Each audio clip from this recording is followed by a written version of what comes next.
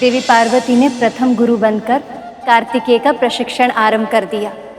फिर सबके सामने आया माँ का वो सबसे अलग रूप। सबके लिए कल्पना करना भी कठिन था कि जो सब पर दया करती है, जो इतनी ममतामयी माँ है, वो स्वयं अपने पुत्र के साथ इतना कठोर व्यवहार कैसे कर सकती है।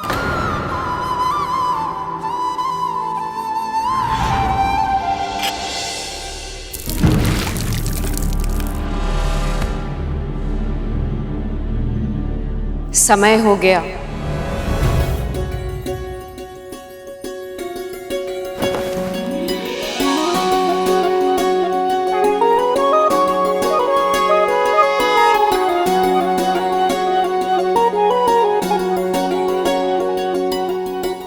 अब मेरे साथ बोलो, ओम नमः शिवाय, ओम नमः शिवाय।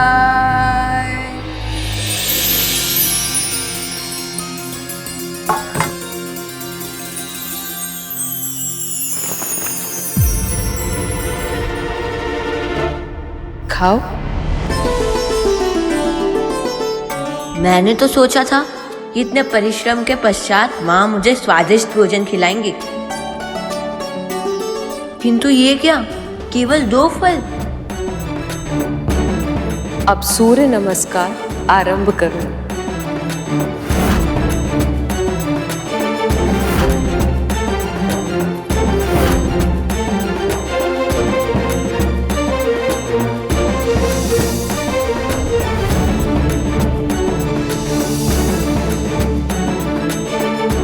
हाथ सीधा होना चाहिए, दृष्टि सतर्क, पांव दृढ़ता के साथ जमीन पर गड़े होने चाहिए, पर तीव्र गति से संचालन के लिए सदैव तैयार।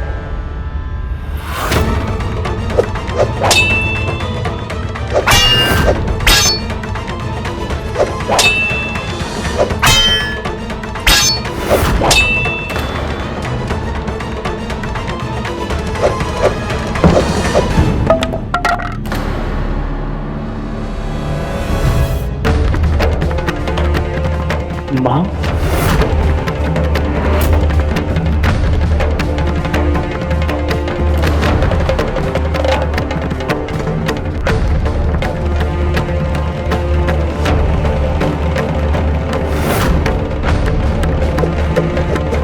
नजर सामने कार्तिकेय।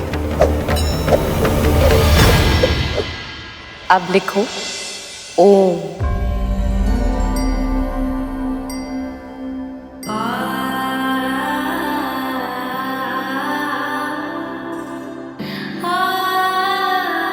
वेदों का पठन पाठन का माध्यम होता है श्रुति और वाचन, अर्थात सुनना और उच्चारण करना। सबसे पहले यहीं से आरंभ करेंगे।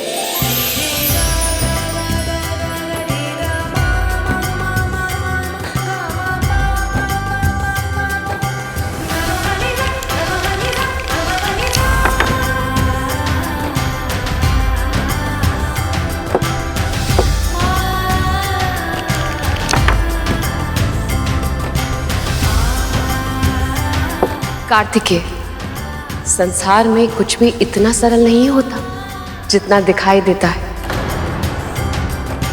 इस साधारण से खेल में भी तुम्हें योजना बनानी होगी। अपने प्रतिद्वंदी को मानसिक चक्रव्यूह में उलझाना होगा। उसे लगना चाहिए कि तुम्हारी अगली चाल ये है, परंतु उसके अनुमान के बिल्कुल विपरीत पहले से और भी अधिक प्रभावी वार करना होगा।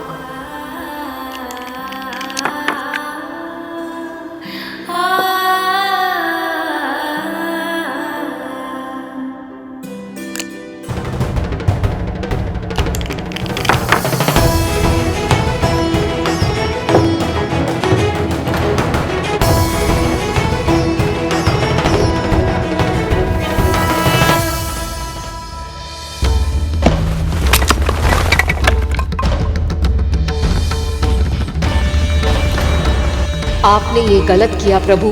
कार्तिकेय अभी केवल एक पत्थर है। इसे परिश्रम और ज्ञान की अग्नि में तप कर रत्न बनाना होगा हमें, इस तरह इसकी सहायता करके नहीं।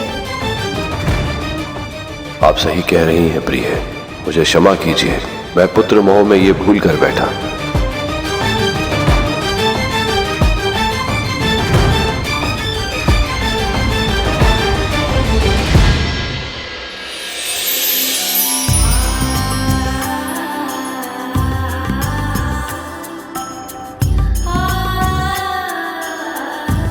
जानती हूँ पुत्र, बहुत कड़ा श्रम करवा रही हूँ तुमसे, पर विवश हो। अपना उद्देश्य पूरा करने के लिए तुम्हें बहुत दृढ़ नींव की आवश्यकता है।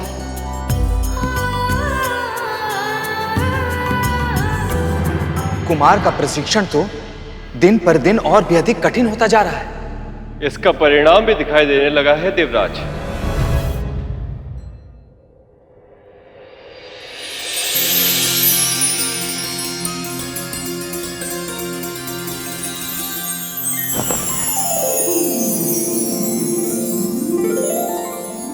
ओम नमः शिवाय।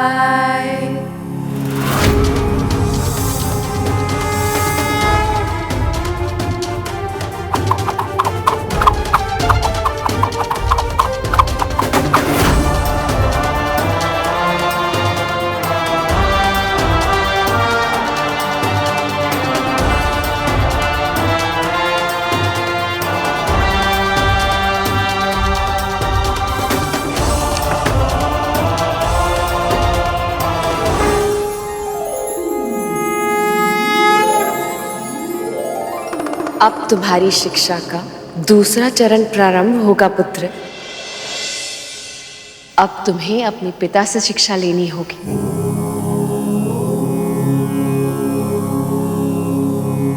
तुम्हारी मां से तुम्हें व्यवहारिक और संसारिक ज्ञान प्राप्त हुआ है पुत्र। अब मैं तुम्हें आत्मिक ज्ञान से अवगत कराऊंगा।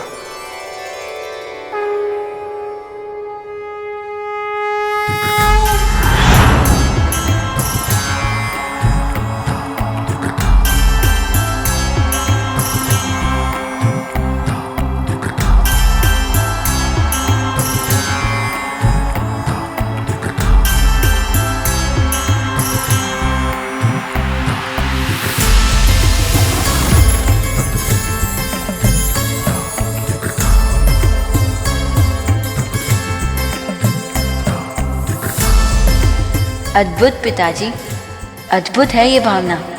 बहुत सौभाग्यशाली हूँ मैं कि मुझे आप दोनों के पुत्र के रूप में जन्म लेने का अवसर मिला। व्यवहारिक, सांसारिक और आत्मिक सभी प्रकार का ज्ञान मिला है मुझे आप दोनों से। पर मुझे लगता है कि बिना गुरु के मेरी शिक्षा कहीं अधूरी ना रह जाए। देवी, हमारे पुत्र के लिए ऋषि अगस्त्य ही सर्वोचित गुरु होंगे। आप निश्चिंत रहिए, अब आपके पुत्र कार्तिकेय का दायित्व मेरा है।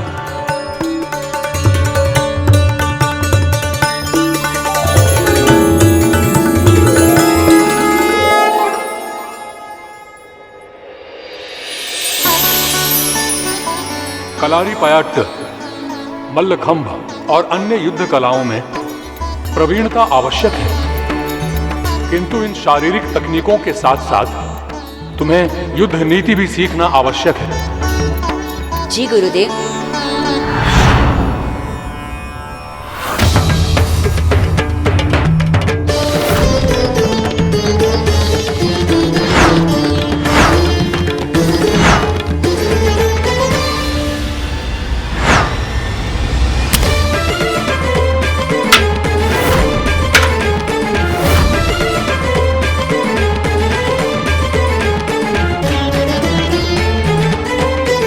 यदि ये तारकासुर का दुर्ग है तो सोच कर बताओ पुत्र, कैसे भेदोगे इसे?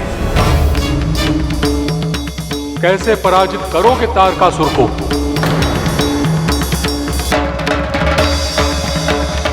शत्रु के पराजय का रहस्य उसके व्यवहार में छुपा होता है गुरुदेव। हर प्रतिद्वंदी की कोई ना कोई दुर्बलता अवश्य होती है। मैं उसी दुर्बलता को ढूंढकर सटीक वार करूंगा।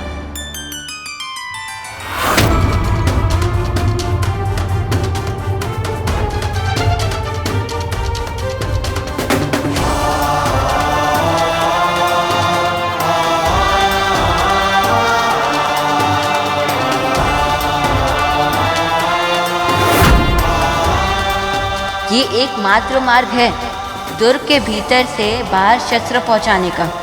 यदि इसे ध्वस्त कर दिया तो उनकी सेना कमजोर पड़ जाएगी।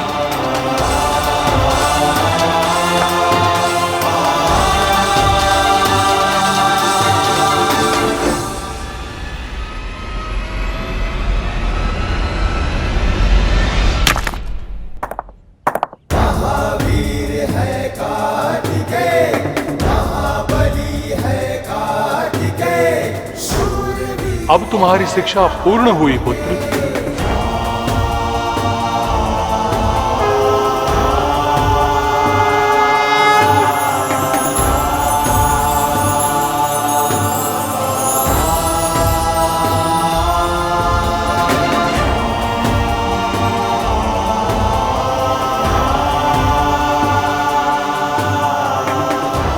अब आप हमारे सेनापति हैं, तो हमें किसी का भी भय नहीं। भय तो उस तारकासुर को होगा कुमार, अपनी मृत्यु की संभावना से ही कांप रहा होगा वो। उसका मनोबल इस समय बहुत ही कम होगा और हम देवता बड़ी सरलता से उस पर विजय प्राप्त कर लेंगे।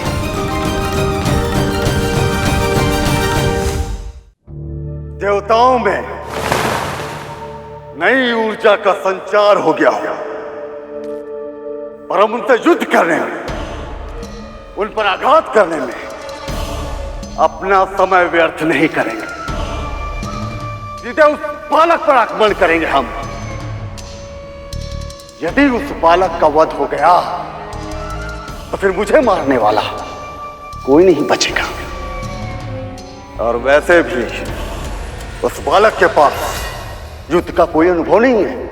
आपके पास युद्ध का अनुभव नहीं है कुमार, इसलिए आप पीछे रहेंगे। आगे हम जाएंगे और उन असुरों को आप तक पहुंचने से रोकेंगे। वो निश्चित ही हमें रोकने में अपना सारा बल लगा देंगे, और हमें उन्हें रोकना नहीं है, अपने निकट और निकट आने देना है उन्हें, ताकि वो सब स्वयं मेरे माया जाल में फंस जाए। और एक बार सारे देवता अलग हो गए तो फिर वो बालक अकेला कुछ नहीं कर पाएगा।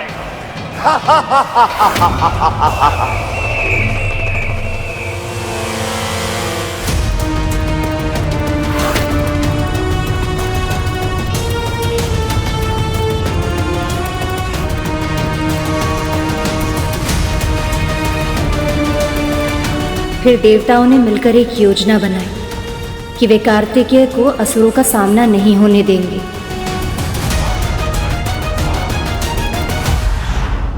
ये कितनी बड़ी विडंबना है ना मां।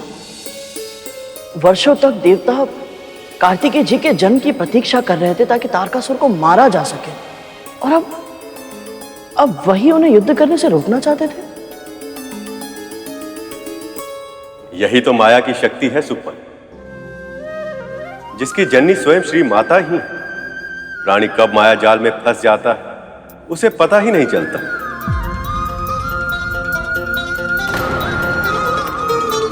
माई अच्छे से जानती थी कि देवताओं ने उनके पुत्र को सेनापति का जो पद दिया है वो एक औपचारिकता से अधिक और कुछ भी नहीं। देवताओं को यह विश्वास नहीं था कि कार्तिकेय उन्हें युद्ध जिता सकते हैं, इसलिए उचित अवसर आने पर कार्तिकेय के लिए यह आवश्यक था कि वह उनका विश्वास अर्जित कर सके, अपनी क्षमता से, अपनी योग्यता से। सचमुच भैया जी, मां जितनी अद्भुत है उतना ही रहस्यमय है इनका कार्य करने का ढंग। जय मां भगवती। जय मां। जय मां भगवती।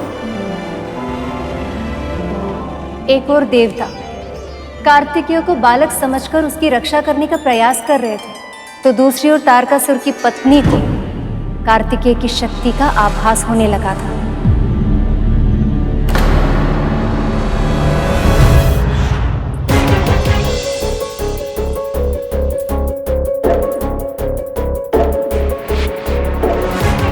माँ, आज मेरे पति के साथ मेरे पुत्र भी इस युद्ध में भाग लेने जा रहे हैं। कृपया कृपया मेरे परिवार की रक्षा।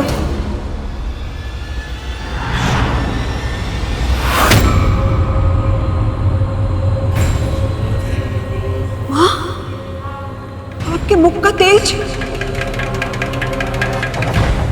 ये तो अशुभ संकेत है। इसका क्या अर्थ हो सकता है माँ? इतना समय क्यों लग रहा है तुम्हें?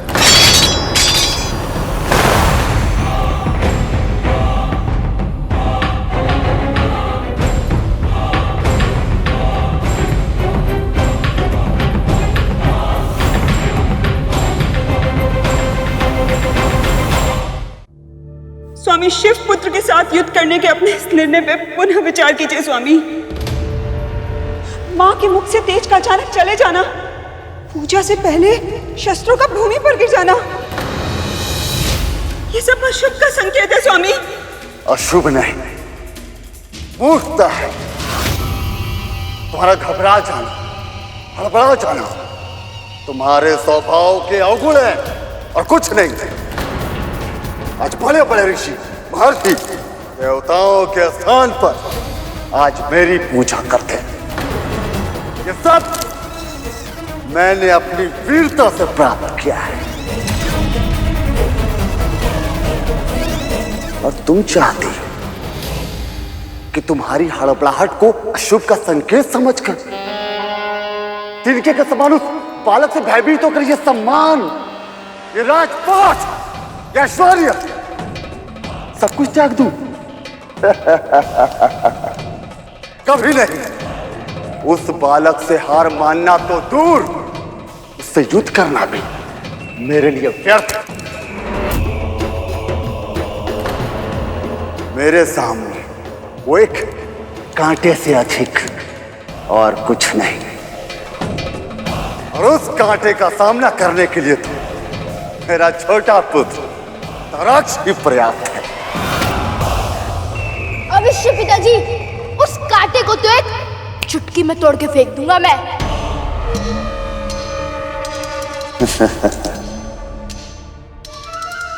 इंद्र के स्वार्थ का प्रयोग उसी के विरुद्ध करना पुत्र। अतीक के आत्मविश्वास के कारण उस युद्ध में उस बालक को अकेला ही छोड़ देगा।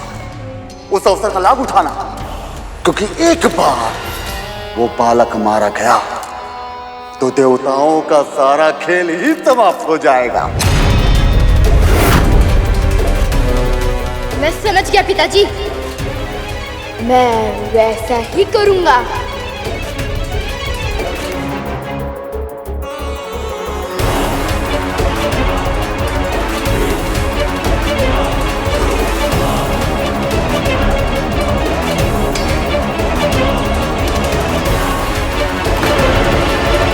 एक ओर तारकासुर का छोटा पुत्र अपने पिता की आज्ञा से कार्तिकेय का अंत करने निकल पड़ा था, तो दूसरी ओर कार्तिकेय इस युद्ध को अपनी योग्यता सिद्ध करने का अवसर मान पूर्ण वीरता से असुरों का सामना करने प्रस्तुत था।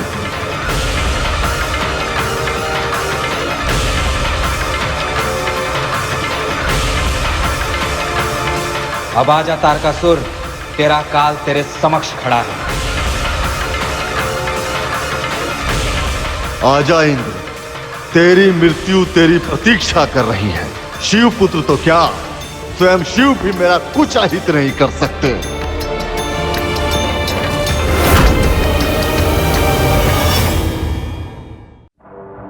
पिताजी, मैं ताराक से अधिक योग्य और अनुभवी हूं, फिर भी आपने उसे युद्ध करने भेजा, मुझे नहीं।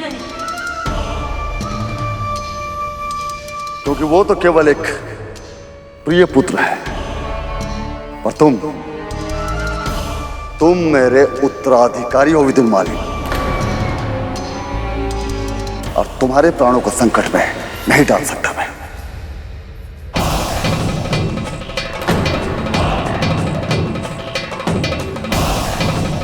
जिस पुत्र का पिता ही उसका शत्रु हो जाए तो इस पूरे जगत में उसकी रक्षा कौन कर सकता है?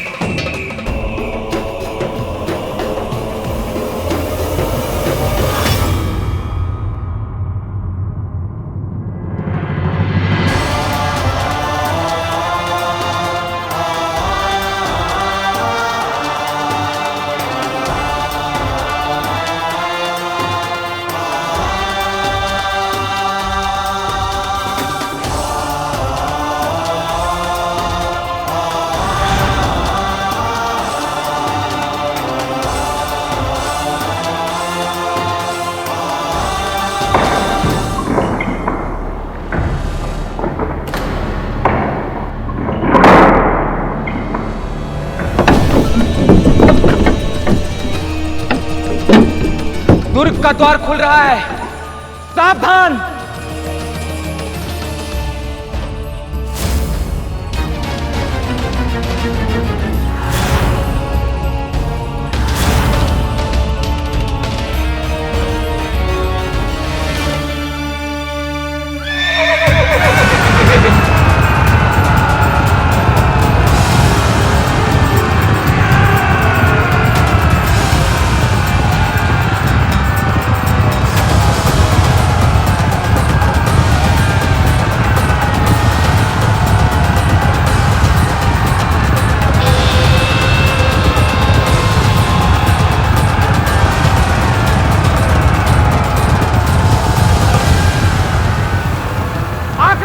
हमें उनसे पहले अस्त्रों का प्रयोग नहीं करना चाहिए।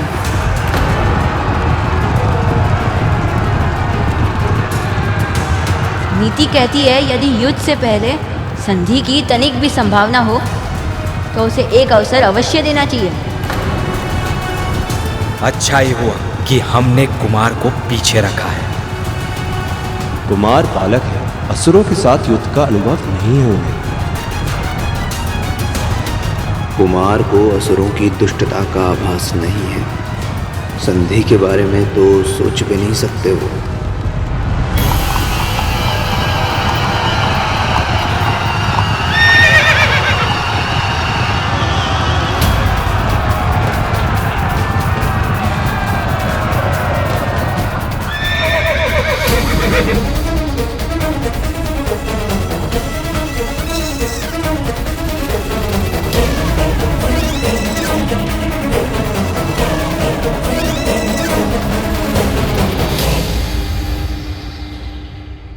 हमें युद्ध में कोई रुचि नहीं है।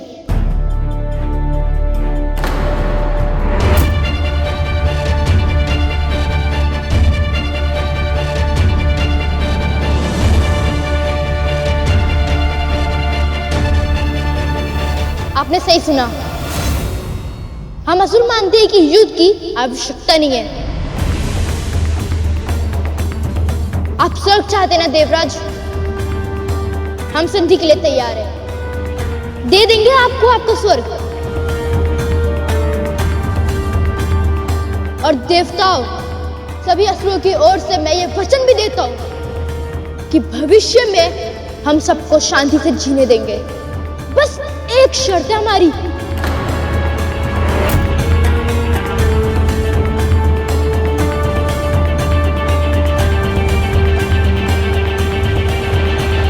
कार्तिकेय को हमें सौंप दीजिए।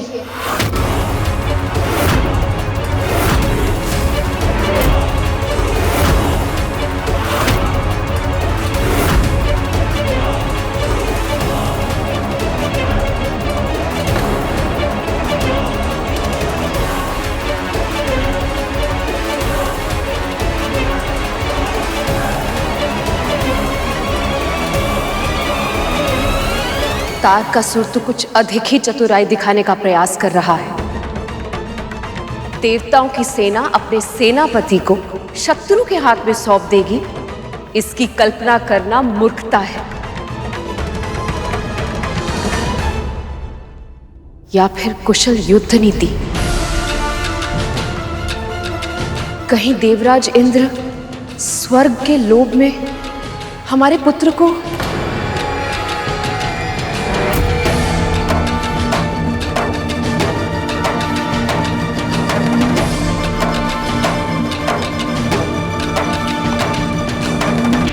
स्वर्ग के लिए तुम्हें कुमार को सौंपते हैं? प्रस्ताव बुरा तो नहीं है।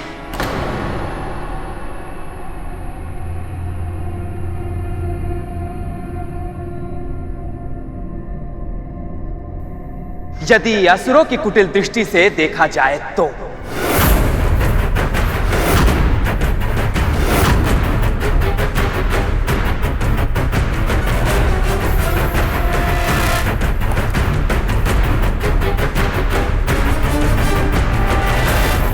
कितनी आसानी से तुम भूल गए कि कुमार हमारे सेनापति हैं। देव सेना का गौरव है ये। तुम असुरों से तो ऐसी ही मूर्खता की आशा थी।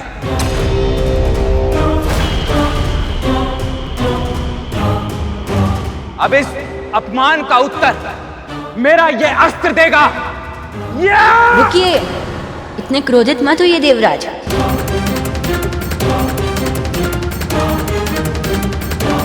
असुरों का प्रस्ताव इतना भी बुरा नहीं है कि विचार किए बिना ही ठुकरा दिया जाए।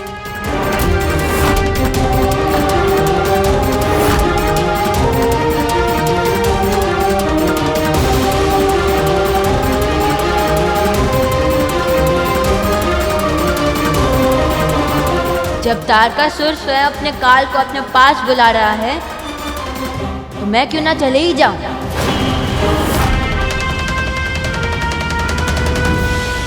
सीधे उसका सामना करूंगा तो निर्दोषों का रक्त बहाए बिना ही इस युद्ध का अंत कर पाऊंगा।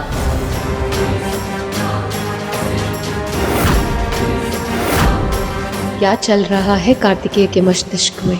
ये आप क्या कह रहे हैं कुमार? हम यहां समर्पण करने नहीं, युद्ध करने आए हैं। और वैसे भी हम आपको इतने संकट के मुख में नहीं भेज सकते। आप तारकासुर का सामना अकेले नहीं कर पाएंगे कुमार।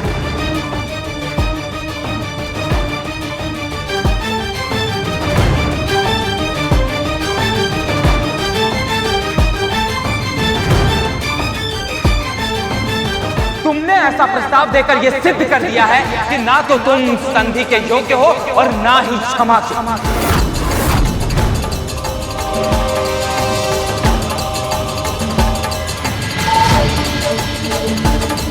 देवताओं का कोप सहने के लिए तैयार हो जाओ। आक्रमण! आप यहीं प्रतीक्षा कीजिए कुमार। सेना की एक टुकड़ी सेनापति की रक्षा करेगी, बाकी सब मेरे पीछे आए।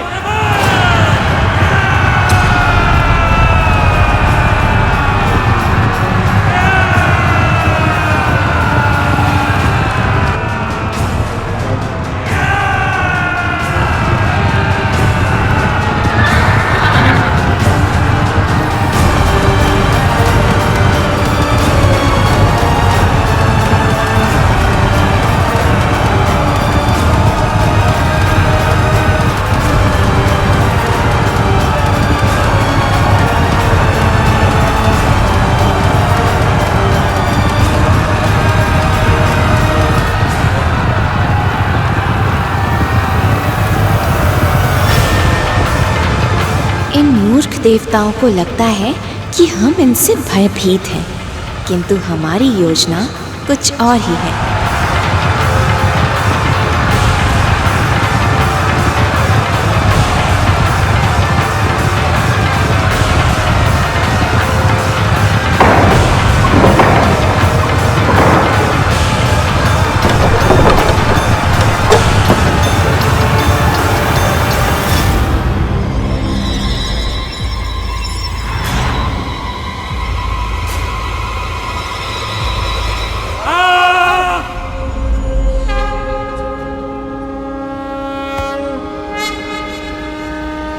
देवताओं, दुर्ग द्वार को भेदने में हम सफल रहे।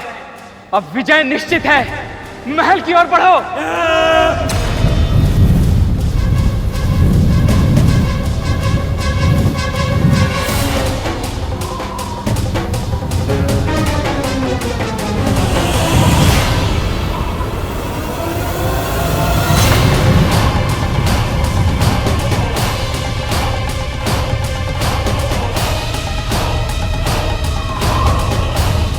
ये क्या हो रहा है देवराज? छली असुरों ने हमें अपने माया जाल में फंसा लिया है। और उधर रणभूमि में कार्तिकेय बस कुछ ही सैनिकों के साथ हैं।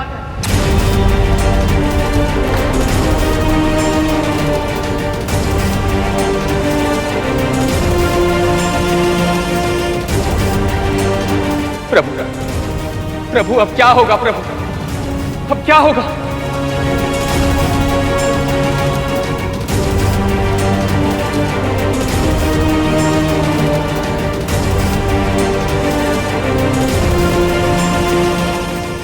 ये कैसे संभव है?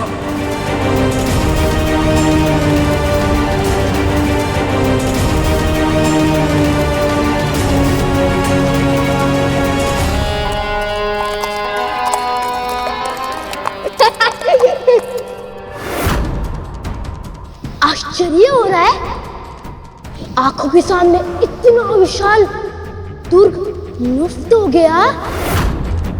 वास्तविकता में तो देव सेनापति यहाँ पे दुर्ग था ही नहीं। यहाँ पे तो हमारा माया जाल था। ये मेरा माया जाल था जिसमें तुम्हारा देव राजा वो अभिमानी इंद्र सरलता से फंस गया और हमारी योजना सफल हुई।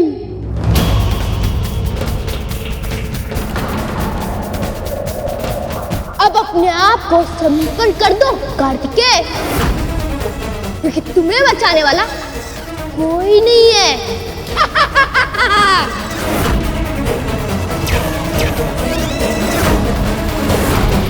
तारकासुर ने अपनी माया का प्रयोग कर दिया। सारी देवताओं की सेना उसके जाल में फंस चुकी है महादेव।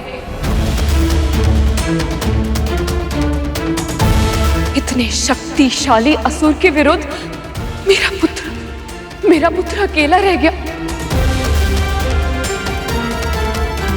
अब मुझे ही कुछ करना होगा।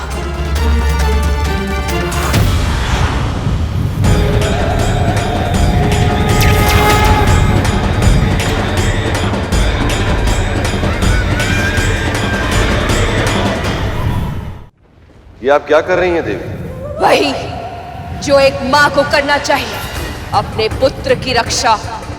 माँ का कार्य केवल रक्षा करना नहीं होता देवी, आत्मरक्षा सिखाना भी उनका दायित्व होता है।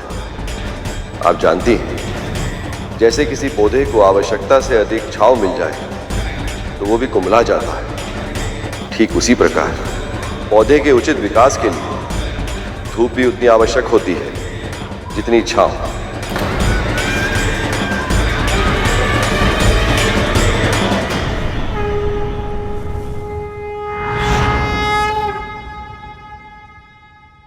देवी,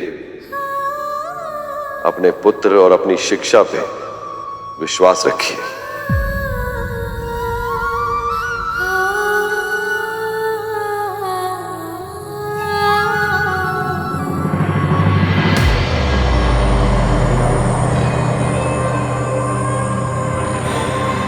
वाह पिताजी, क्या योजना बनाई है आपने।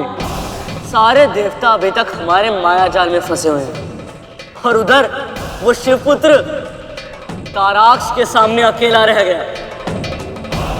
विजय केवल शक्ति से नहीं मिलती है पुत्र, योजना बनाकर अपनी शक्ति के उचित प्रयोग से मिलती है, जैसे अब हमें मिलेगी इस शिवपुत्र पर विजय।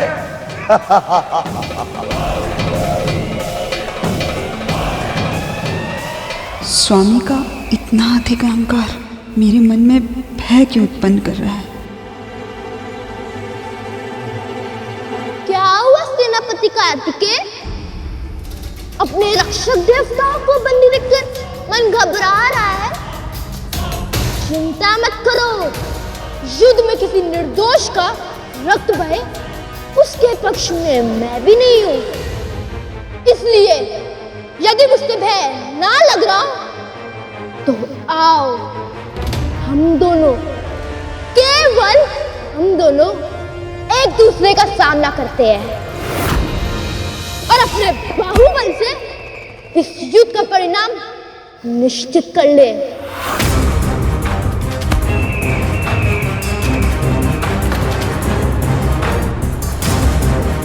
माता इतनी चिंतित क्यों है? सेना का कार्य अपनी सेनापति की रक्षा करना नहीं होता, विपक्षी सेना से युद्ध करना होता है और सेनापति का कार्य उस युद्ध का नेतृत्व करना होता है। तुम्हारी चुनौती मुझे स्वीकार है असुर, जो शस्त्र उचित लगे चुन लो।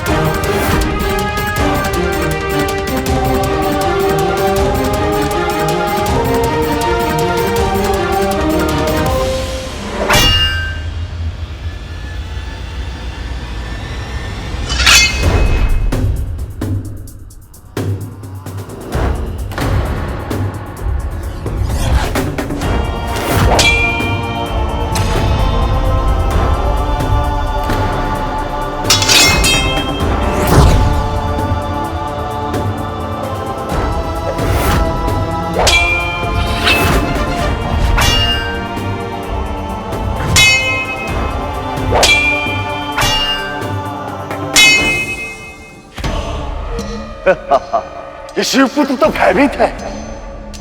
आक्रमण करने का स्थान पर ताराक्ष के प्रहारों से बचने का प्रयास कर रहा है। ताराक्ष के सभी प्रहार व्यर्थ जा रहे हैं।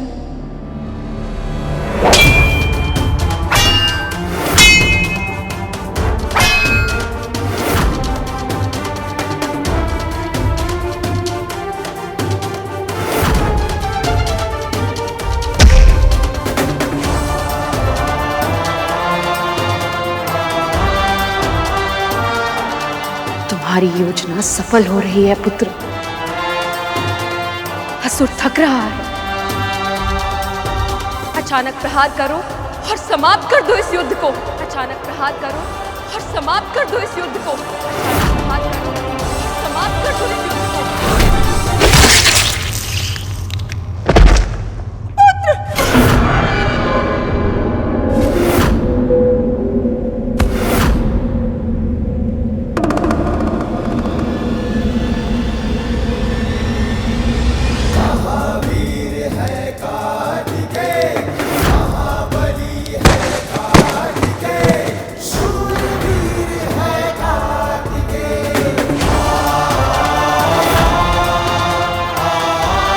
कार्तिकेय की युद्ध कला प्रशंसनीय है, किंतु अब भी इसकी बड़ी परीक्षा शेष है, जब स्वयं तारकासुर अपने पुत्र की मृत्यु का प्रतिशोध लेने आएगा।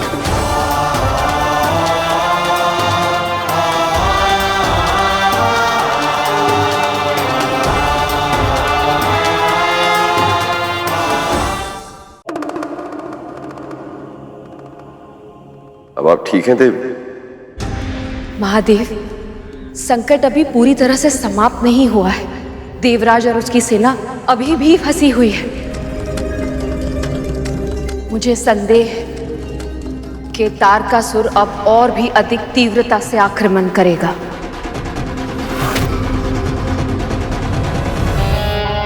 मूर्ख कहीं का, उस बालक को चिढ़ाने और खेलने में ही इतना समय व्यर्थ कर दिया, गवा दिया अपना जीवन और मेरा सम्मान। अभी तक पराजय नहीं हुई है पिताजी। इंद्र और उसकी सेना अभी तक हमारे बंदी है,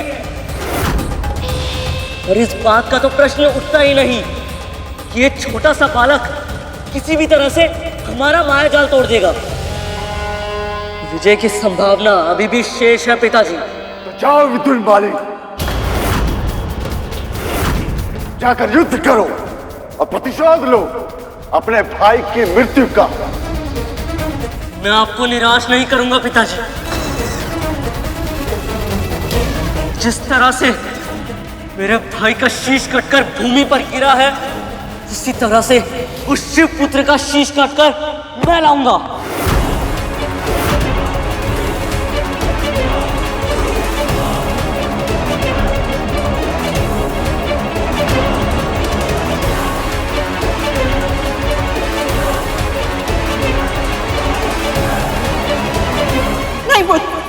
नहीं, शिव पुत्र से युद्ध मत करो।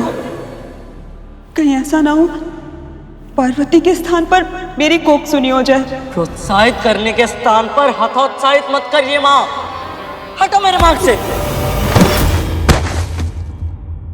स्वामी, ये आपका उत्तराधिकारी है स्वामी। आप इसके प्राणों को संकट में कैसे डाल सकते हैं? जब उसके और मेरे प्राणों में से किसी के प्राणों पर संकट आना ही है, तो उसके प्राण क्या बुरे हैं? तुम्हें तो अनेक पुत्र मिल जाएंगे, पर पति परमेश्वर तो बस एक ही होता है ना।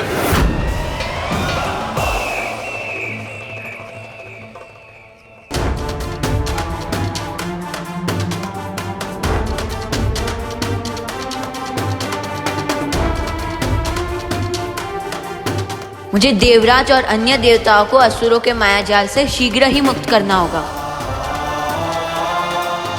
अब हम क्या करें सेनापति? सेना के बिना तारकासुर से युद्ध कैसे करेंगे हम? हमें भाग जाना चाहिए सेनापति। प्राण बचेंगे तो हम भविष्य में अवश्य युद्ध कर पाएंगे। हम सेनापति हूं मैं। अपनी सेना को शत्रु की माद में अकेला छोड़कर कहीं नहीं जाऊंगा। यदि ये मायाजाल है तो मेरी माँ योग माया है। यदि ये माया जाल है तो मेरी माँ योग माया है। सब कुछ उन्हीं का रचा हुआ है। अब वही हमारी सहायता करेगी। देखा देखा कितना भयभीत है ये। प्रार्थना कर रहा है अपने प्राणों की रक्षा करने के लिए, और ऐसा नहीं होगा। ना ही इसके पिता मेरा वध कर सकते हैं, ना ही मां। तो फिर इस पूरी सृष्टि में ऐसा कौन है जो मुझसे इसकी रक्षा कर पाए? स्वामी का इस प्रकार अहंकार उचित नहीं है। अंततः है तो वो देवी पार्वती और महादेव का पुत्र। न जाने कितनी असीम शक्तियों का स्वामी होगा वो।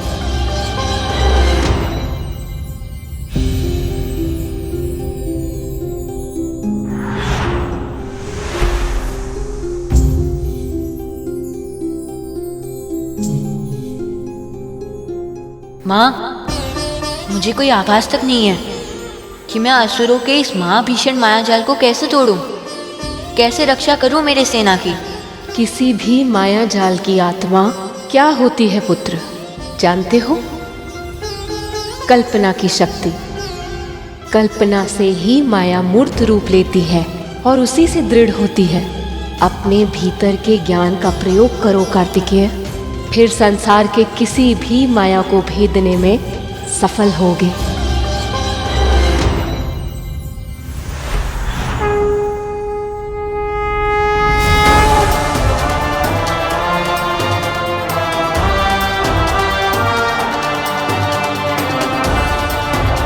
मुझे इस माया जाल को तोड़ना ही होगा।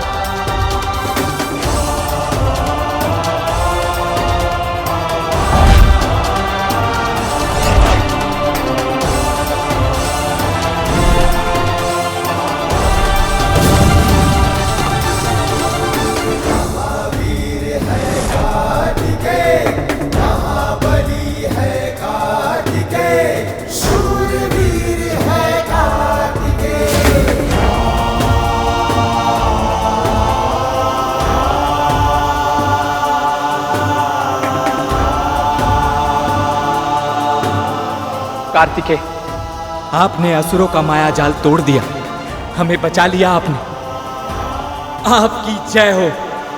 सेनापति की जय, सेनापति की जय, सेनापति की, सेनापति की। ये जयकार मेरी नहीं, आपकी है माँ। दूर रहते हुए भी आपने अपने पुत्र की सहायता कर ही दी। एक माँ अपनी संतान से शारीरिक रूप से भले ही दूर, पर इतनी दूर भी कभी नहीं होती कि उसकी हर इच्छा, उसकी हर पीड़ा बिना कहे समझ ना पाए। एक माँ अपनी संतान को शिशु अवस्था से ही जान जाती है, जब वो बोल भी नहीं पाता, जब उसे ये भी नहीं पता होता कि वो भूख से रो रहा है या नींद से।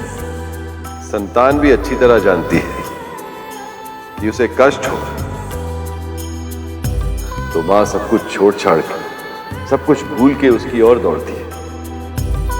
इसीलिए संतान चाहे कितनी भी बड़ी हो जाए, पर कष्ट की घड़ी में उसके मुख से पहला शब्द मां ही फूटता है।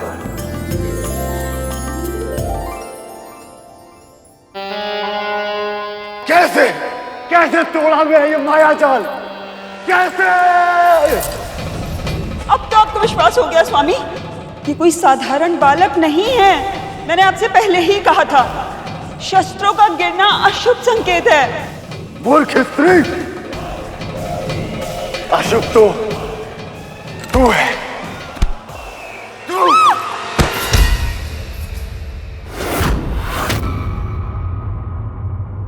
हमें क्षमा कर दीजिए कुमार, हमने आपकी क्षमता को कम आंका। हाँ कुमार, हम जानते थे कि आप तारकासुर का वध करने में सक्षम हैं, फिर भी हमने आपकी योग्यता पे विश्वास नहीं किया। हमें क्षमा कर दीजिए।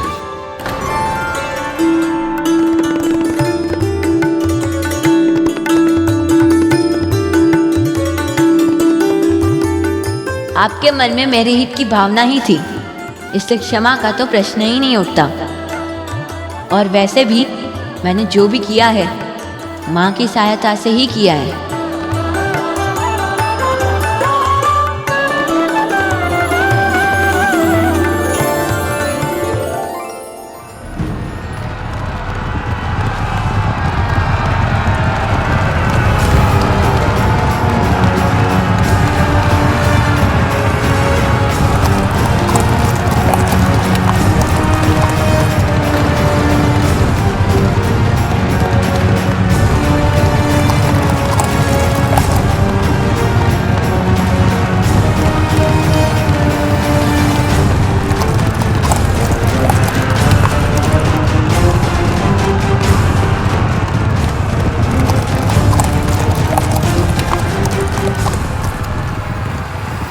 जो भूल मैंने पहले की थी वो अब नहीं करेंगे कुमार। इस युद्ध का नेतृत्व आप कीजिए।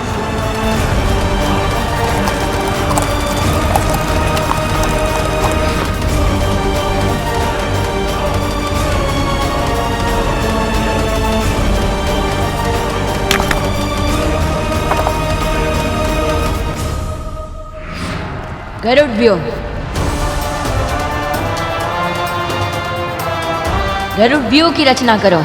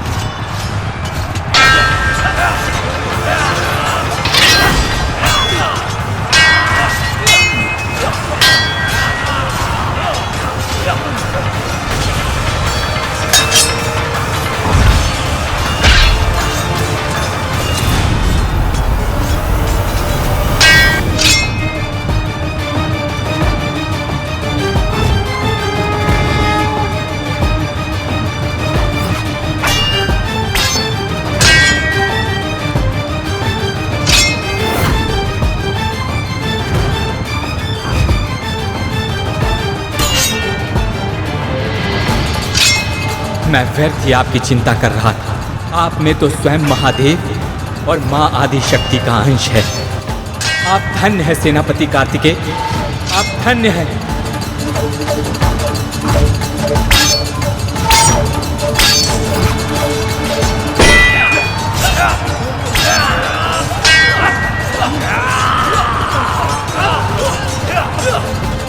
जिसे स्वयं शक्ति ने प्रशिक्षण दिया, उसका इतनी वीरता से युद्ध करना तो स्वाभाविक ही है।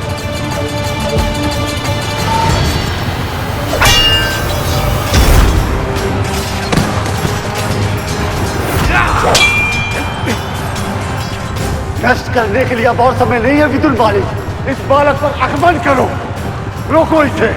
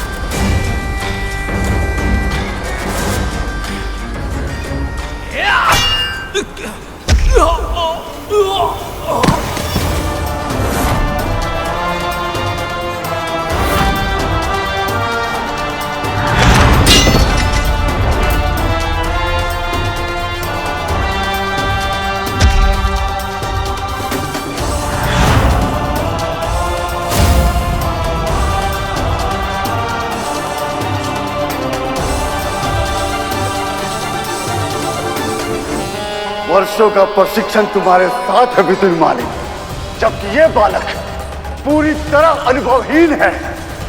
जो कार्य ताराक्ष नहीं कर पाया, अब वो तुम करोगे।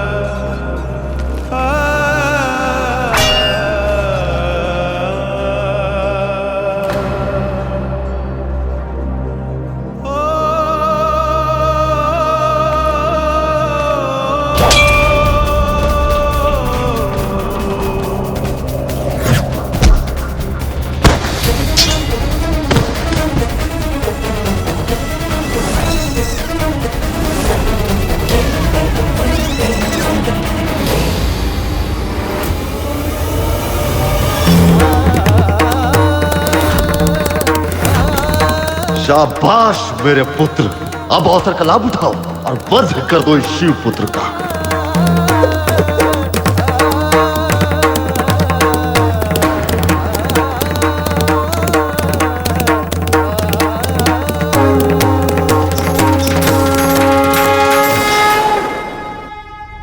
देवी, केवल गिर जाने से हार नहीं होती, उसे स्वयं ही उठने दीजिए।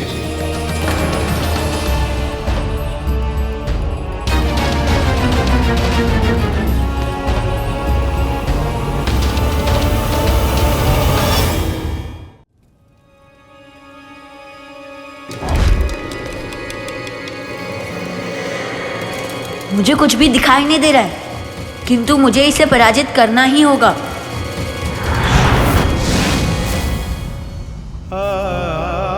पराजय मन में हार मानने से ही होती है पुत्र। यदि तन में क्षमता है और मन में इच्छा है तो विजय की संभावना शेष है। पर मैं कुछ भी नहीं देख पा रहा माँ, इससे मैं कैसे युद्ध करूं ऐसे? सीमा तन की होती है, परंतु मन असीमित होता है कार्तिकेय। अपने मन की आंखें खोलो पुत्र।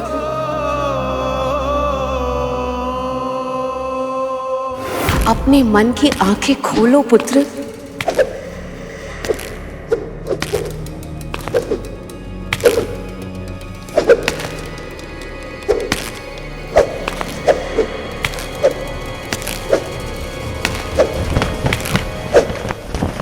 मुझे ध्वज की ध्वनि सुनाई दे रही है।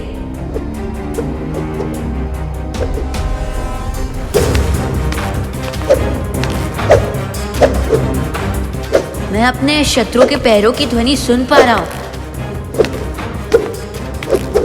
और वो तीव्र गति से तलवार चला रहा है।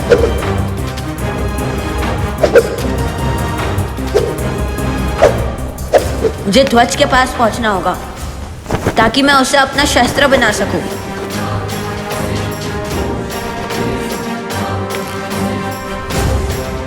और ध्वज जो अपने शत्रु के विरुद्ध उपयोग कर सकूं।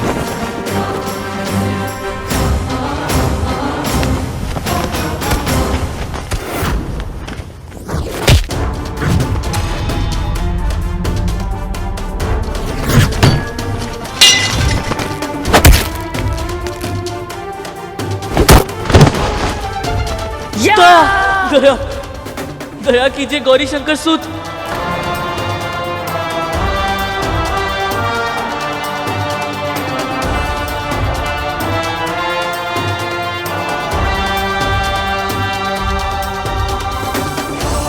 मुझे जीवन दान दे दीजिए।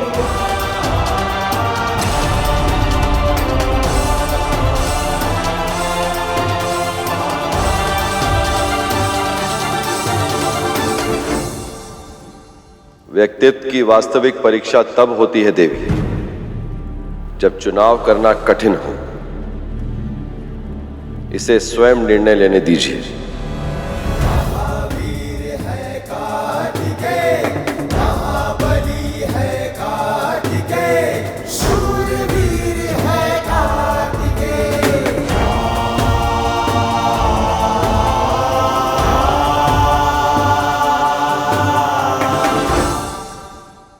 इसका विश्वास मत कीजिए सेनापति। ये असुर है कुमार। छल करना, असत्य बोलना, ये इसका स्वभाव है।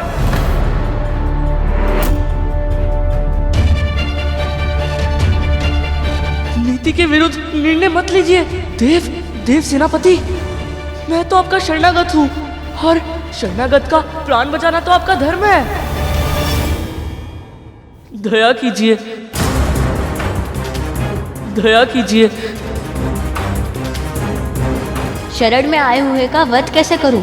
पर दुष्ट असुर को तो जीवित भी नहीं छोड़ सकता। कैसी दुविधा है ये?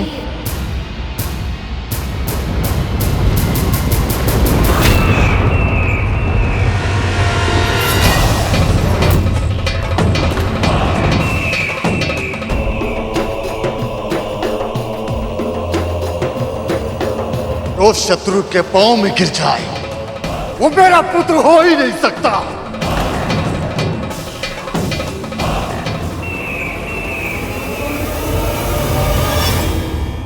तारकासुर स्वयं यहाँ आ गया। प्रतीत होता है क्रोध में स्वयं अपने पुत्र का अंत कर देगा। इस कार्तिकेय का अंत करने के लिए यही उत्तम अवसर है।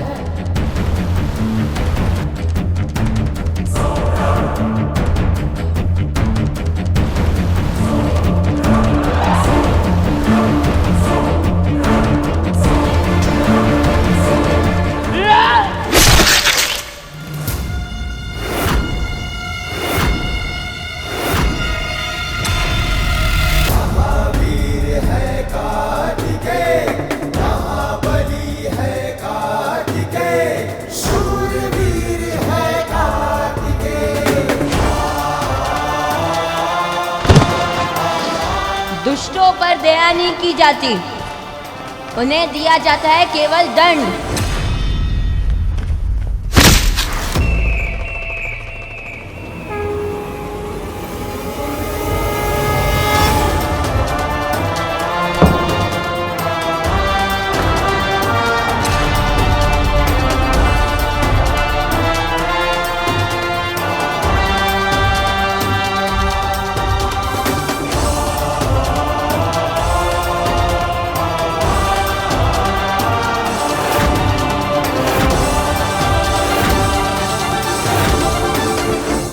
महादेव, हमारे पुत्र ने युद्ध की मर्यादा तो रख ली, परंतु वो तारकासुर का सामना कैसे करेगा? पुत्र कितना भी क्षमतावान ही क्यों ना, पर मां की ममता सदैव उसकी चिंता करती रहती है। और हमारे पुत्र में तो आपका अंश है, आदि शक्ति का अंश, और आपको अपनी शक्ति पर विश्वास करना ही पड़ेगा देव।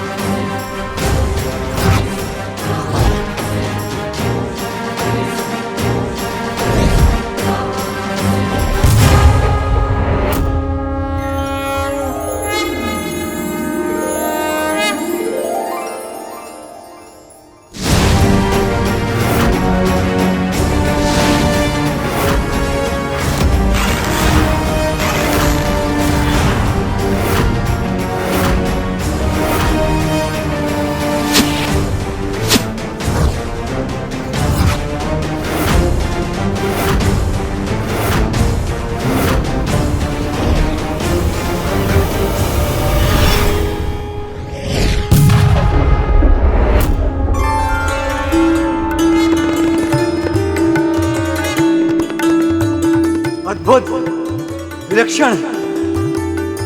इतनी कम आयु में इतने बड़े असुर से युद्ध कर रहे हैं राजकुमार कार्तिकेय, और वो भी बिना किसी भय के। और यही नहीं वायुदेव, तारकासुर जैसे भीषण योद्धा के प्रहारों का उत्तर अपने अस्त्रों से देकर कुमार अपनी योग्यता को सिद्ध कर रहे हैं। नहीं तो किसी और में यह सामर्थ्य कहां कि तारकासुर जैसे योद्धा के सामने इतनी देर टिक पाए।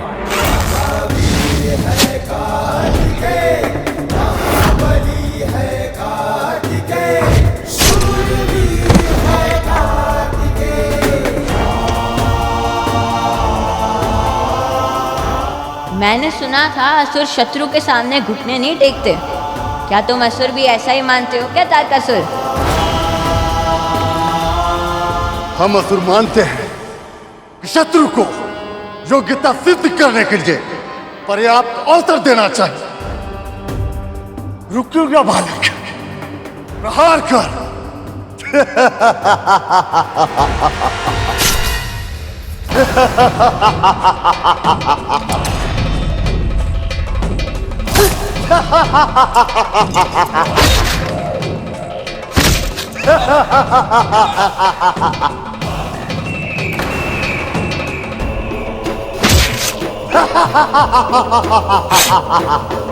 तू मेरा कुछ नहीं बिगाड़ सकता बालक, क्योंकि मेरे प्राण तेरी मां के चरण कमलों में है। मुझे मारना चाहता है तो जा, पहले उन्हें काट।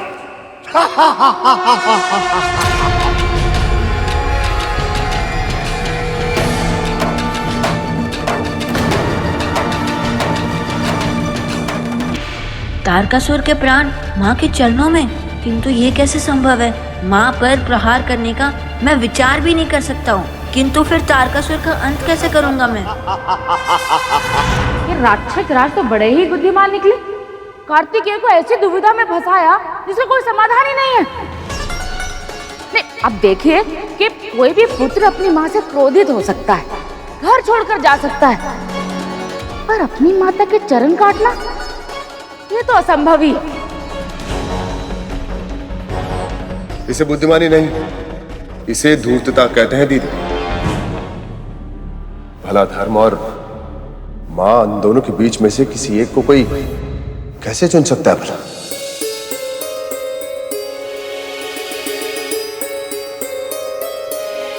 पर चुनना तो बड़ा ही होगा ना, क्योंकि यदि तारकासुर नहीं हारता तो संसार कैसे बच पाता? परंतु मां, सदैव अच्छे व्यक्तियों को ही ऐसी कठिन परीक्षाएं क्यों देनी पड़ती है? क्योंकि अच्छे व्यक्ति ही भगवान से सबसे अधिक प्रेम करते हैं। उनको अपने चरणों में सदा सदा के लिए स्थान देने से पहले भगवान के लिए भी अनिवार्य होता है कि वह उनकी परीक्षा ले। कार्तिकेय के लिए भी ये चुनाव करना बहुत कठिन था। या तो उसे अपने कर्तव्य को चुनना पड़ता जिसके लिए उसका जन्म हुआ था, या तो अपने माँ को जो उनके अस्तित्व का आधार थी। इतने छोटे से बालक के लिए इससे बड़ी परीक्षा क्या हो सकती है? परीक्षा जब पहेली बनकर चुभने लगे तो उसका समाधान ढूंढना आवश्यक हो जाता है। वाराणसी के एक सेठ ने अपनी मां के नाम पर एक भव्य मंदिर का निर्माण करवाया। उस मातृभक्त ने मंदिर में प्राण प्रतिष्ठा के बाद कहा कि हे मां, मैंने तुम्हारे नाम को शताब्दियों तक अमर कर दिया, मैंने तुम्हारा ऋण चुका दिया। उसके ये कहते मंदिर का एक बड़ा भाग छत के साथ ढह गया। जानते हो क्यों? क्योंकि मां का ऋण कभी चुकाया नहीं जा सकता।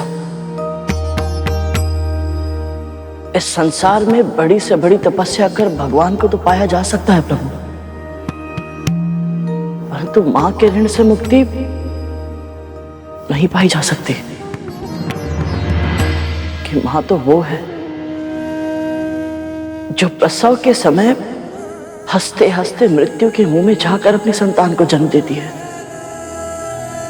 उसके पालन पोषण के लिए माँ अपना अस्तित्व भी भुला देती है।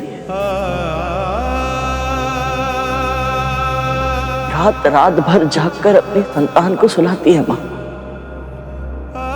और उसे खिलाए बिना एक निवाला भी स्वयं नहीं खाती। अपनी संतान के लिए अपना पूरा जीवन समर्पित कर देती है माँ। ऐसी होती है माँ।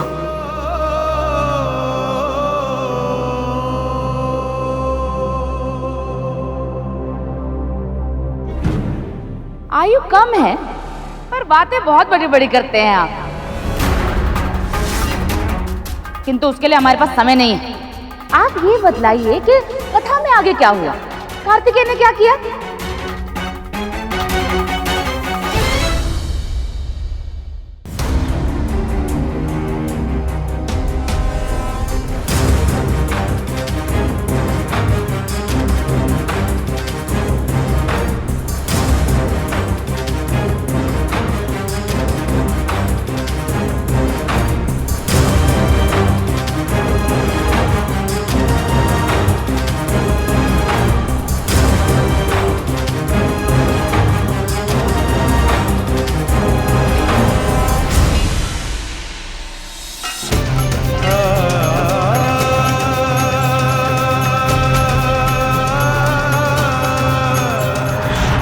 मैं तुम्हें आत्मिक ज्ञान से अवगत कराऊंगा।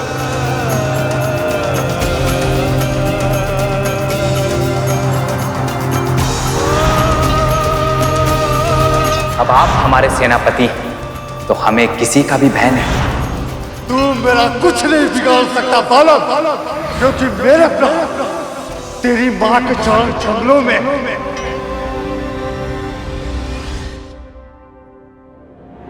सभी ने कितनी आशाओं से ये उत्तरदायित्व सौंपा था मुझे।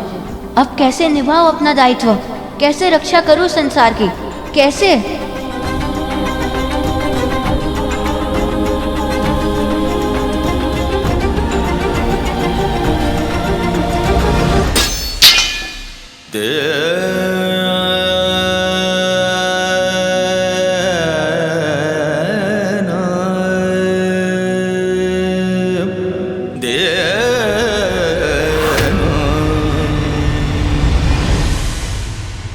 जो सारे संसार को असंभव लगता था, उसे संभव बना दिया मैंने। जो कल तक अकल्पनीय था, उसे यथार्थ में बदल दिया। आज मैंने केवल उस बालक कार्तिकेय पर ही नहीं, अपनी मृत्यु पर भी विजय पा ली है। अपने काल को हरा दिया है मैंने। आप सत्य कह रहे हैं स्वामी? विश्वास नहीं हो रहा? कल सुबह अपनी आंखों से देख लेना। कल ना ये देवता यहां दिखाई देंगे और ना ही कार्तिकेय। वो कितना भी वीर क्यों ना हो, पर अपनी मां के चरण कमल काटने की शक्ति उस पुत्र में नहीं है, किसी पुत्र में नहीं होती।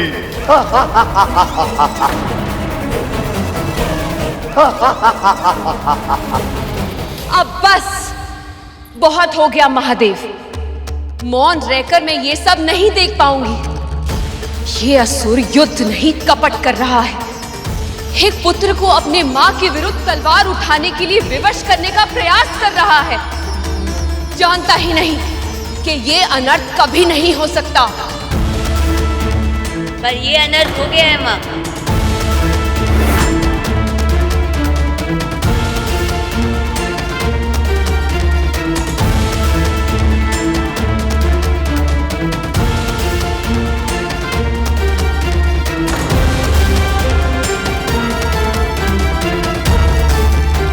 क्या कहना चाहते हो पुत्र? तुम्हारा अर्थ क्या है? आप दोनों ने ही मुझे सिखाया कि मेरा धर्म है धर्म की रक्षा करना, क्योंकि मेरा जन्म एक विशेष उद्देश्य के लिए हुआ था। वही मेरा लक्ष्य है, वही मेरी नियति। इसलिए आज अपने धर्म का पालन करने के लिए मुझे कुछ भी क्यों ना करना पड़े, मैं करूंगा।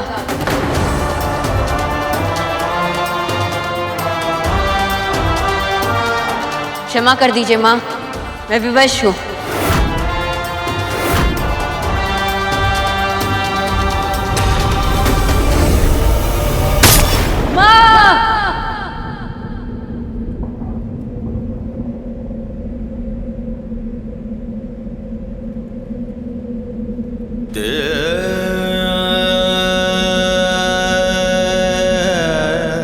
ये कितने गंभीर मानसिक संताप से जूझ रहा है, इसका आभास मुझे है महादेव। इसकी पीड़ा मैं अपने हृदय में अनुभव कर पा रही हूँ।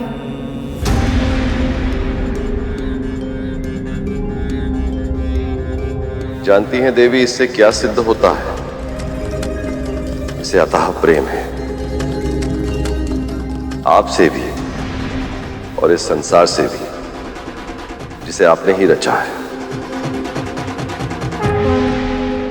तभी तो संसार के हित के लिए ये आपका हित नहीं कर सकता, पर आपका हित ना करके इस संसार को अभिशप्त जीवन जीने के लिए विवश भी नहीं कर पा रहा। इस अंतर्द्वंद की पीड़ा हमारे पुत्र को अवश्य सहनी पड़ रही है पार्वती, पर हमें स्मरण रखना होगा कि स्वर्ण अग्नि के ताप को सहकर ही कुंदन बन पाता है। आप स्वयं को दोष मत दीजिए कुमार। ऐसी परिस्थिति में हम देवता भी नहीं समझ पा रहे हैं कि क्या करें और कैसे। तो फिर आप तो बालक हैं कुमार, आपका तो भयभीत या भ्रमित होना तो स्वाभाविक है। पर ये विकल्प मेरे लिए नहीं है देवराज। एक और ये धरती है, सारा संसार है, जिसकी रक्षा करना मेरा दायित्व है, इसलिए तो जन्म हुआ है मेरा। और दूसरी ओर वो माँ है, जिनके कारण मेरा अस्तित्व संभव हुआ है। दोनों में से किसी एक का चुनाव करना संभव नहीं है। अवश्य ही कोई और उपाय होगा, पर ऐसा कैसे हो सकता है कि उस असुर ने मेरी माँ के चरणों में अपने प्राण रखे हो और माँ को पता तक ना चला हो। ये तो मुझे भी विचित्र लग रहा है कुमार। क्या ये संभव है कि ये असुरों की कोई नई चाल हो? अवश्य ही वो असत्य बोलकर हम सबको भ्रमित कर रहा है। या तो फिर ये भी तो संभव है कि उसने कहा तो सत्य ही हो, पर उसके सत्य का अर्थ कुछ और हो।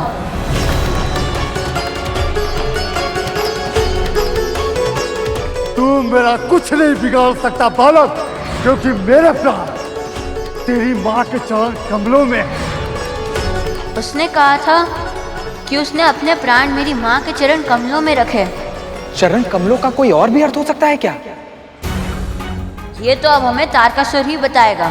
पर तारकासुर स्वयं अपने रहस्य को उजागर क्यों करेगा कुमार? करेगा देवराज।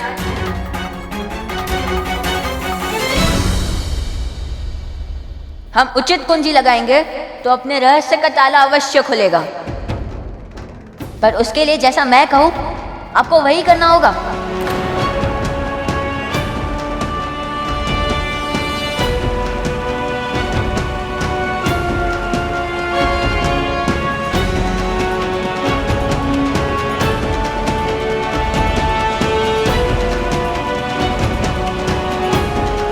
ऐसी क्या योजना बनाने जा रहा है ये? इसने देवराज से क्या कहा होगा प्रभु? कहीं कोई ऐसा कार्य तो नहीं करने जा रहा जिससे ये फिर से किसी संकट में पड़ जाए। अभी तक हमारे पुत्र ने केवल शक्ति और भक्ति का ही परिचय दिया है, पर अब समय आ गया है, इसे बुद्धि की परीक्षा भी देनी होगी। जिसके पास शक्ति, भक्ति और बुद्धि का संगम हो, उसे पूरे ब्रह्मांड में कोई पराजित नहीं कर सकता देवी।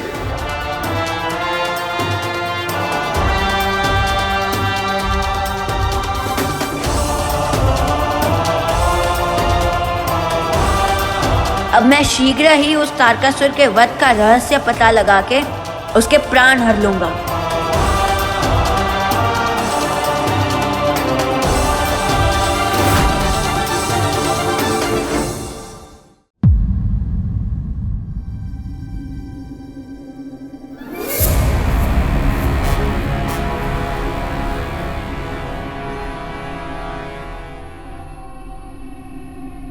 महारानी, महारानी,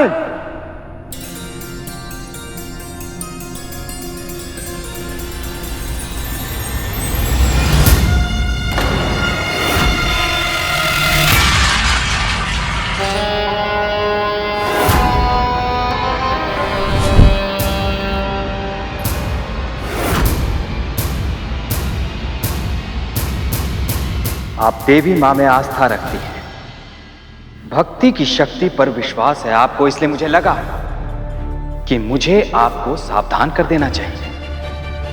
यदि आपने अपने स्वामी को नहीं रोका महाराज, तो उनकी मृत्यु निश्चित है। असुर राज ने बालक कार्तिकेय की क्षमताओं को कम आंकने की भूल की है। सर्वज्ञाता महादेव शिव शंकर का पुत्र है वो, उन शक्तियों का पुत्र है जो कभी दुर्बल पड़ ही नहीं सकता। इसलिए हो सके तो आप अपने पति को रोकिए, समझाइए, उनकी रक्षा करने का प्रयास कीजिए, अन्यथा उनके प्राण जिन चरण कमलों में है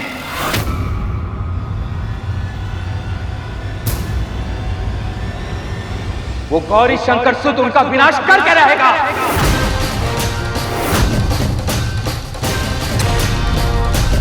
देवराजेंद्र,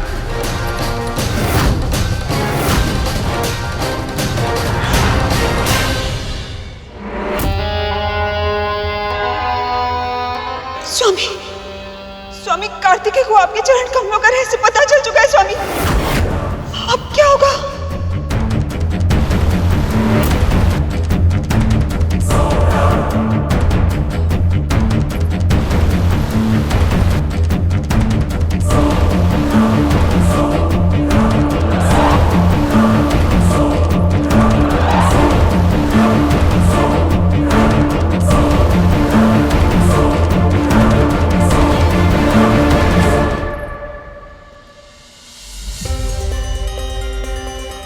यह तो सुरक्षित है, व्यर्थ में ही मैं चिंतित हो रहा था।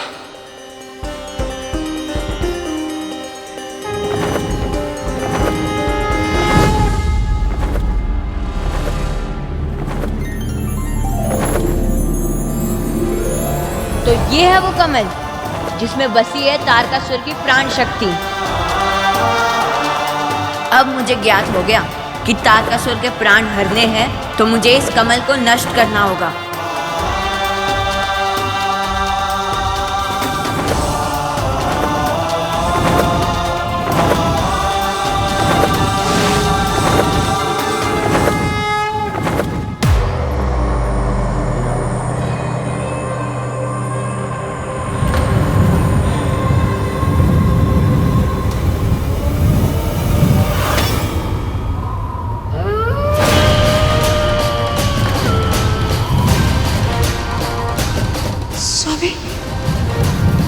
इतने सारे अपशकुन एक साथ, अवश्य ये किसी अनिष्ट का संकेत है स्वामी।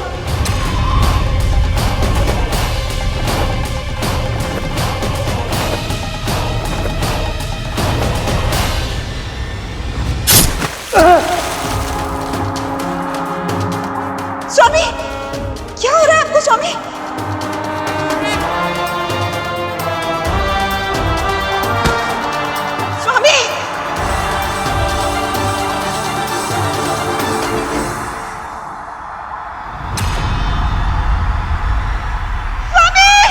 देवी पार्वती के चरण कमल नष्ट होते ही तारकासुर की कवच शक्ति का अंत हो गया। किंतु फिर आरंभ हुआ वो युद्ध जिसकी प्रतीक्षा देवताओं को कई वर्षों से थी। कार्तिकेय और तारकासुर का युद्ध, और अब की बार कार्तिकेय के वार से तारकासुर को कोई नहीं बचा सकता था। मेरे साथ छल करके तूने मेरे स्वर्ण कमल को भले ही नष्ट कर दिया हो, पर तू मेरे मनोबल को नष्ट नहीं कर सकता, और न ही मेरे भुजबल को।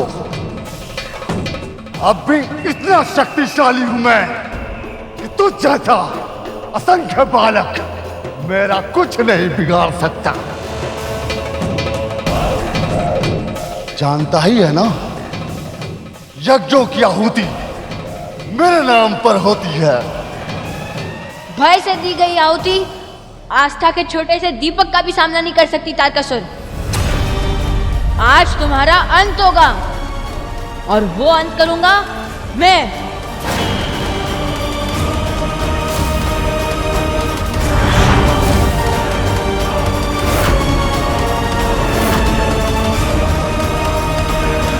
धर्म और अधर्म के युद्ध में सभी दिव्य शक्तियों को धर्म का साथ तो देना ही था, और भगवान भी अपने आप को इस संघर्ष से जुड़ने से रोक नहीं पाए।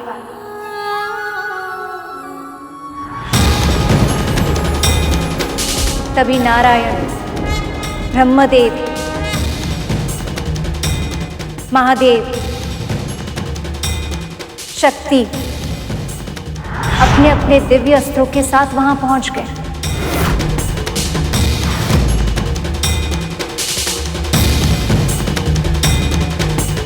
वो बहुत ही अद्भुत दृश्य था। ऐसा लग रहा था कि कार्तिकेय में उन सब की शक्ति प्रवाहित हो रही है।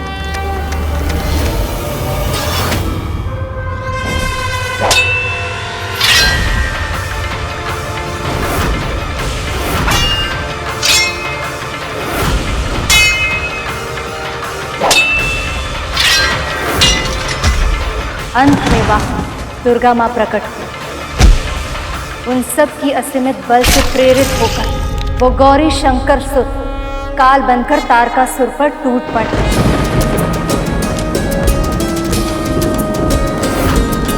दुर्गमा दुर्गमा लोका दुर्गमात्म स्वरूपिणी, दुर्गमार्ग प्रदा दुर्गम विद्या दुर्गमाश्रिता, दुर्गम ज्ञान संस्थाना दुर्गम ध्यान वासिनी, दुर्गमोहा दुर्गमदा दुर्गमार्ग स्वरूपिणी, दुर्गमासुर सहंत्री दुर्गमायुधधारिणी, दुर्गो भविष्यति न संशयः।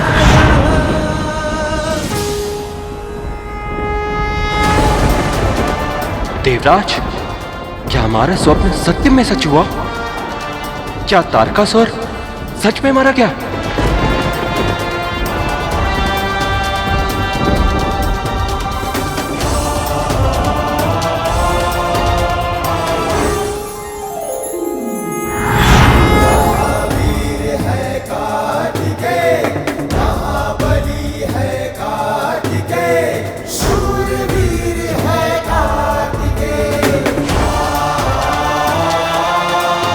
शिवपुत्र कार्तिकेय की, शिवपुत्र कार्तिकेय की, शिवपुत्र कार्तिकेय की, शिवपुत्र कार्तिकेय की, शिवपुत्र कार्तिकेय की। और इस प्रकार स्कंदमाता के आशीर्वाद से कार्तिकेय ने तारकासुर जैसे महादुष्ट राक्षस का अंत किया और संसार की रक्षा की। उसके बाद देवी पार्वती ने गणेश को जन्म दिया। नवरात्रि के 5वें दिन हम इन्हीं देवी की पूजा करते हैं। आइए आरती करके हम स्कंदमाता की पूजा संपन्न करते हैं।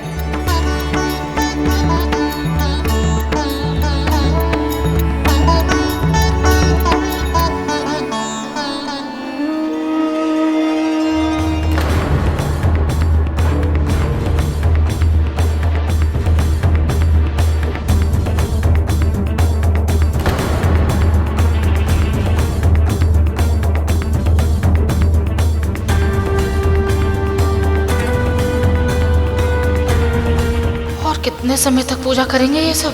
कथा तक तो फिर भी ठीक था, पर अब तो कार्तिकेय के छोटे भैया के वाहन मूसक देव हमारे उधर में अशांति फैला रहे हैं। अब तो अति ही हो गई। इनकी पूजा का कार्यक्रम तो न जाने कब तक चले। हम जाकर पेट पूजा करते हैं।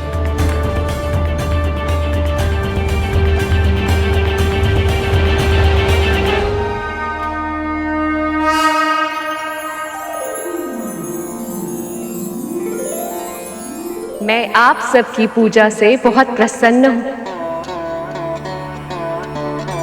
गरुड़, तुम अपनी मां की इच्छा अवश्य पूरी करोगे। भविष्य में जब भी एक आदर्श पुत्र का नाम लिया जाएगा, तुम्हारा ही उदाहरण दिया जाएगा। आप सबकी मनोकामनाएं भी अवश्य पूरी होंगी। मेरा आशीर्वाद आपके साथ है।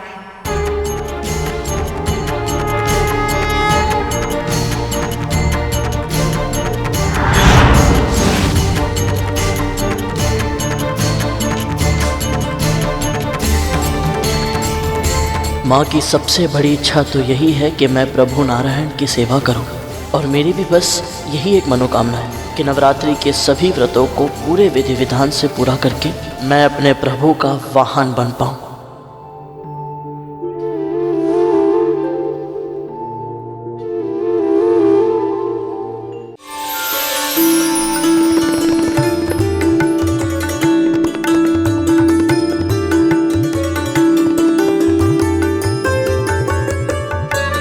बहन, आपके मुख पर मुस्कुराहट देखकर मुझे तो बहुत प्रसन्नता हो रही है। कल स्कंद माता की कथा सुनकर ऐसा लगा जैसे परिस्थिति कितनी भी विपरीत क्यों ना हो, एक माता और उसके पुत्र के बीच विशेष संबंध सूत्र कभी नहीं टूटता। न जाने क्यों हमें ऐसा विश्वास होने लगा है बहन कि हमें हमारा पुत्र अवश्य मिलेगा। आपके मन में इस व्रत के प्रभाव से आस्था जगी, बहुत अच्छी बात है। अब आप बिल्कुल भी चिंता मत कीजिए, बस पूरी भक्ति से प्रार्थना कीजिए। माँ आपकी प्रार्थना को अनसुना नहीं करेंगे।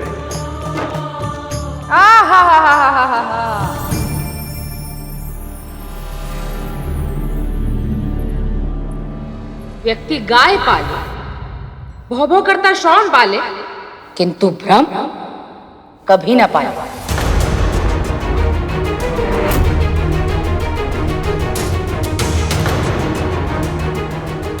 दो चार दिन व्रत क्या रखेंगे? आप खुद को बहुत बड़ी तपस्विनी समझने लगे हैं। ये मत भूलिए कि एक साधारण स्त्री हैं आप। अपने पुत्र को तो संभाल नहीं पाए और चली है विश्वास करने कि माता रानी सारे जगत को छोड़कर अपनी कृपा केवल आप पर बरसाएंगे। अब भाई ये तो अति ही हो गई। दीदी अब बस भी कीजिए ना, आप इतना कड़वा काहे बोल रही हैं आप? हम तो केवल सच बोल रहे हैं। ये जो आपके अतिथि है ना छोटे, ये तीनों माता रानी की कथा सुनने सुनाने के बहाने भाभी को उल्टी सीधी पट्टी पढ़ा रहे हैं। बहुत अच्छे से जानते हैं हम ऐसे लोगों को। हाँ नहीं तो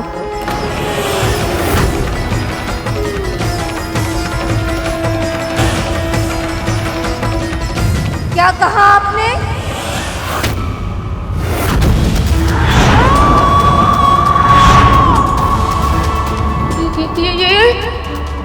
ये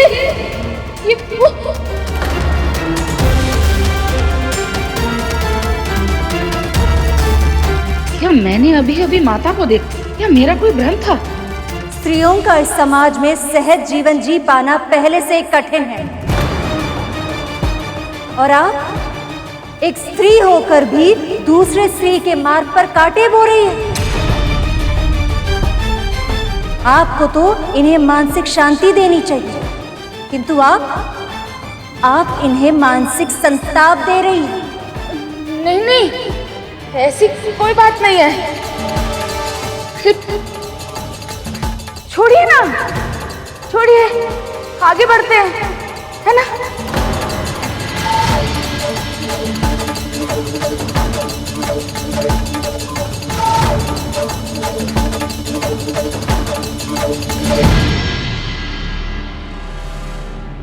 आप बुआ जी की बातों से प्रभावित मत होइएगा। माँ भगवती आपकी प्रार्थना अवश्य पूरी करेंगी।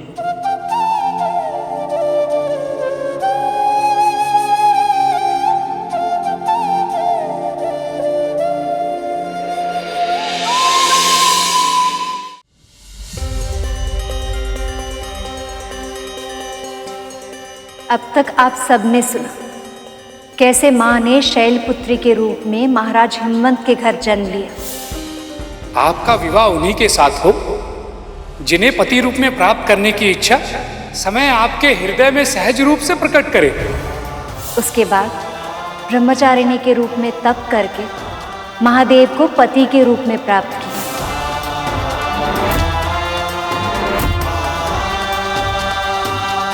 फिर चंद्रघंटा के रूप में घंटानाद करके उन्होंने बुरी शक्तियों का नाश किया।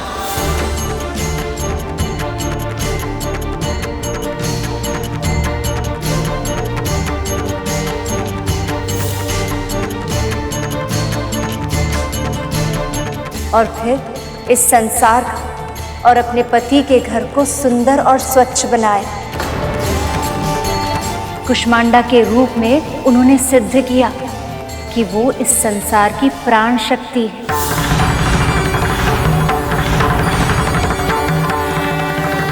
और फिर स्कंदमाता के रूप में कार्तिकेय और गणेश को जन्म देकर उन्हें योग्य बनाया।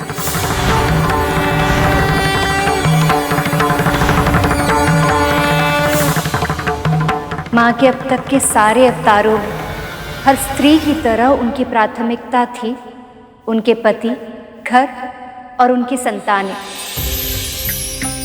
किंतु एक स्त्री का अस्तित्व केवल घर के 4 दीवारों के भीतर नहीं होना चाहिए। अपने घर संसार के साथ साथ एक स्त्री समाज, संसार और जन कल्याण के लिए बहुत कुछ करने के लिए सक्षम है। इसलिए नवरात्रि के छठे दिन हम देवी माँ के कात्यायनी रूप की पूजा करते हैं, जिन्होंने इस संसार को स्त्री शक्ति की व्यापकता का प्रदर्शन किया। माँ का ये रूप कैसे उजागर हुआ था माँ? इसका कारण एक राक्षस था सुपन, जिसका अंत केवल और केवल मां ही कर सकती थी। उस राक्षस का नाम था महिषासुर। महिषासुर? वो कौन थे भैया जी? उनकी कहानी भी सुनिए ना, मां भगवती की कृपा से। रंभ और क्रम नाम के 2 राक्षस भाइयों ने देवताओं से भी अधिक बल और सामर्थ्य अर्जित करने के लिए बहुत कठिन तपस्या की थी। ओम नमः शिवाय, ओम नमः शिवाय, ओम ब्रह्मदेवाय नमः, ओम ब्रह्मदेवाय नमः। रंभ की तपस्या से प्रसन्न होकर महादेव ने उसे एक वरदान दिया कि उसे एक महाशक्तिशाली पुत्र प्राप्त होगा, जो अपनी भीषण तपस्या से अमरता के समान अद्भुत वरदान प्राप्त करे। तथास्तु। ये सुनकर रंभ तो प्रसन्न हो गए, किंतु देवराज इंद्र और अन्य सभी देवता चिंता में डूब गए।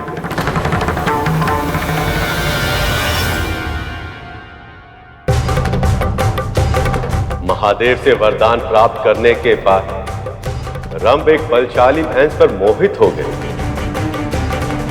और उस महिषी के साथ संगम से उसे एक बलिष्ठ पुत्र प्राप्त हुआ, जिसका नाम रखा गया महिषासुर। महिषासुर, महिषासुर।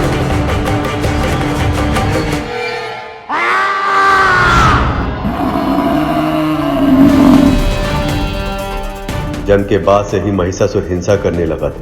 उसका भय मात्र पशु पक्षी और मनुष्य में ही नहीं, बल्कि देवताओं में भी, क्योंकि उसमें अमृत के समान वरदान प्राप्त करने की क्षमता थी, और यदि वो अमर हो जाए तो संसार का विनाश निश्चित है।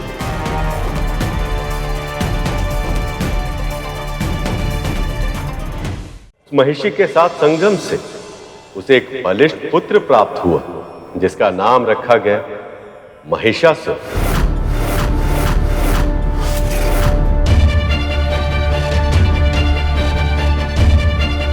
जन्म के बाद ही महिषासुर हिंसा करने लगा था। बिना किसी कारण के अपने निकट के जीव जंतुओं को सताने लगा। उसका यह स्वभाव देखकर देवता भी भयभीत हो गए। उन्हें लगा कहीं क्रम ने भी वरदान में महिषासुर जैसा पुत्र मांग लिया तो संसार में अस्थिरता आ सकती है।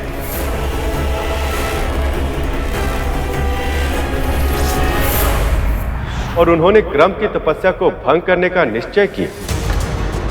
देवराज इंद्र मगरमच्छ का रूप धारण करके सरोवर में उतर गए, जहां क्रम अपनी तपस्या में लीन थी।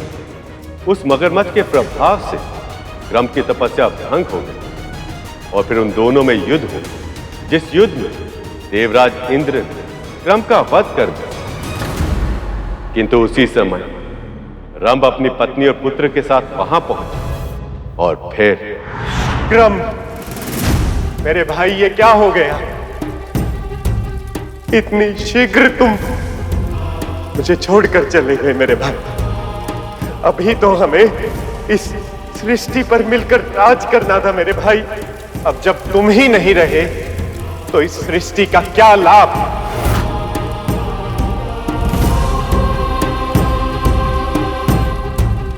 और क्या लाभ ऐसे राजपाट का? नहीं मेरे भाई, मैं तुम्हारे बिना जीवित नहीं रह सकता।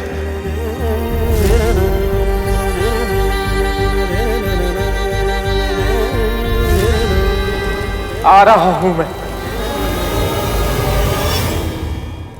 क्रम के बिना मेरा जीवन व्यर्थ है।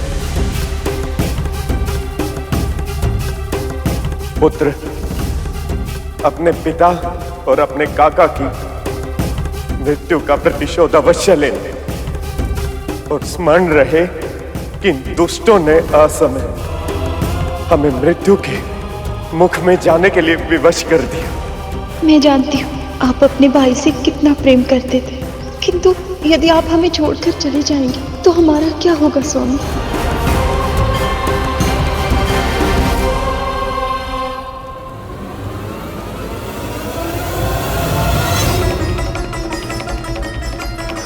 स्वामी, स्वामी! नहीं,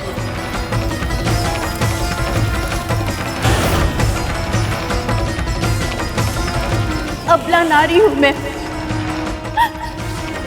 अपने स्वामी के बिना इस संसार में जीवित रहने की कल्पना भी नहीं कर सकती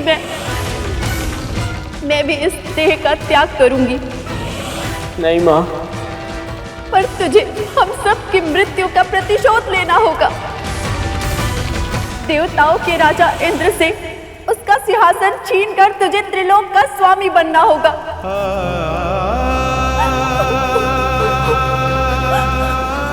नहीं,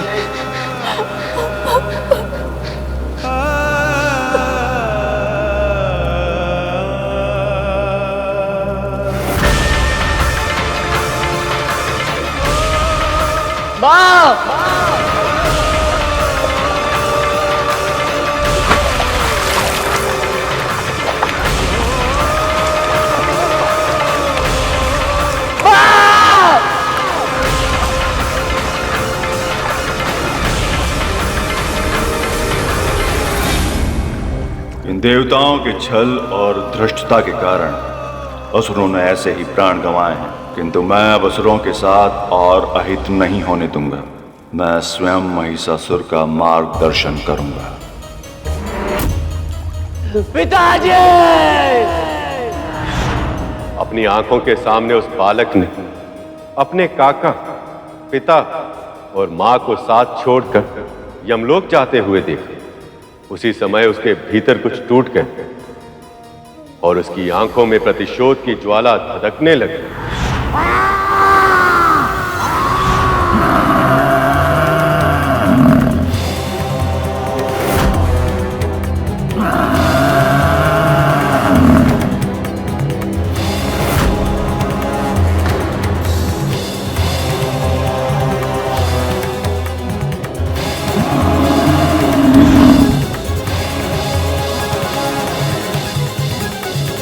असुरों के गुरु शुक्राचार्य को उस बालक की असीमित शक्ति का आभास पहले से ही हो गया था।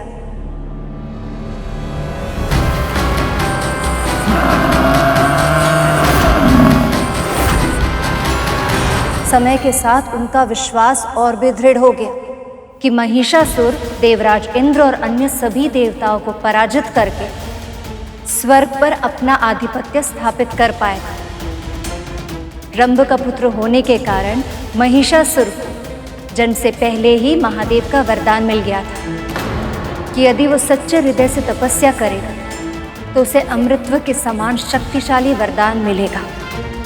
इसलिए गुरु शुक्राचार्य ने उसे ब्रह्मदेव की तपस्या करके उसके नियत अर्थात वरदान की वो असीमित शक्ति प्राप्त करने का आदेश दिया। ओम ब्रह्मदेवाय नमः। ओम ब्रह्मदेवाय नमः। ओम ब्रह्मदेवाय नमः। ओम ब्रह्मदेवाय नमः। ओम ब्रह्मदेवाय नमः। ओम ब्रह्मदेवाय नमः। ओम ब्रह्मदेवाय नमः।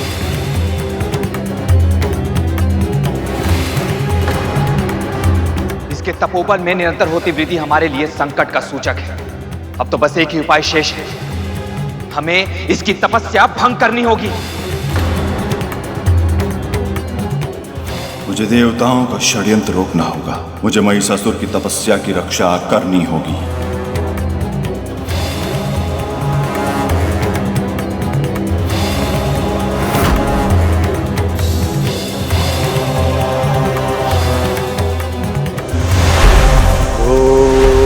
ब्रह्मदेवाय नमः। ओम ब्रह्मदेवाय नमः।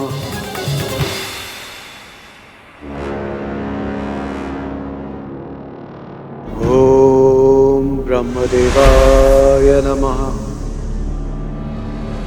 वरुण देव,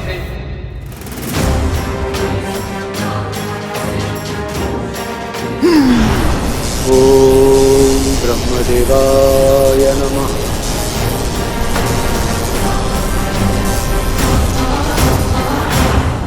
ओम ब्रह्मदेवाय नमः।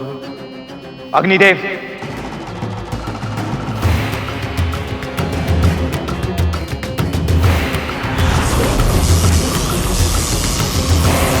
ओम ब्रह्मदेवाय नमः।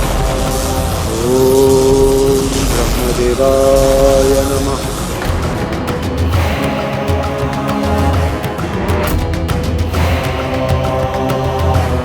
वायुदेव, कुछ भी कीजिए पर मुझे परिणाम चाहिए।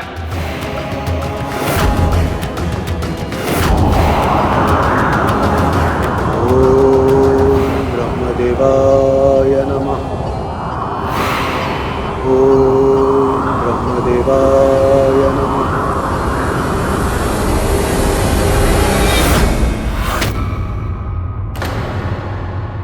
तुम देवताओं की शक्ति इतनी भी अधिक नहीं कि मेरे सुरक्षा कवच को भेद पाओ। इसकी तपस्या अवश्य पूर्ण होगी।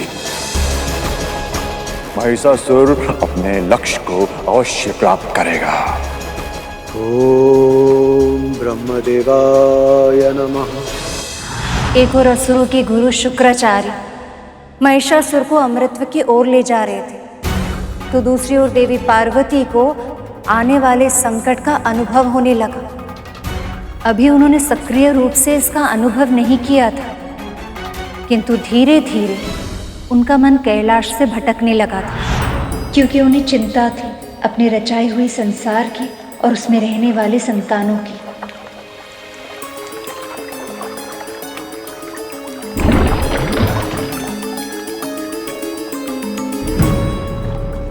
माँ, ये देखिए मैं आपके लिए क्या लाया हूँ माँ।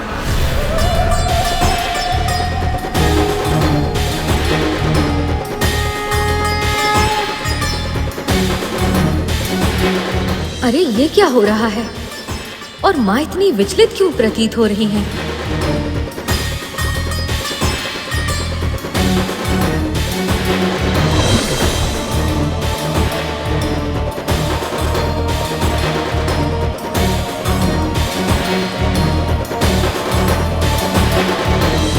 अवश्य ही माँ किसी बड़ी चिंता में है। क्या मुझे पिताश्री से इस विषय में बात करनी चाहिए? नहीं, अभी ये उचित नहीं होगा, अन्यथा पिताश्री माँ के लिए चिंतित हो जाएंगे।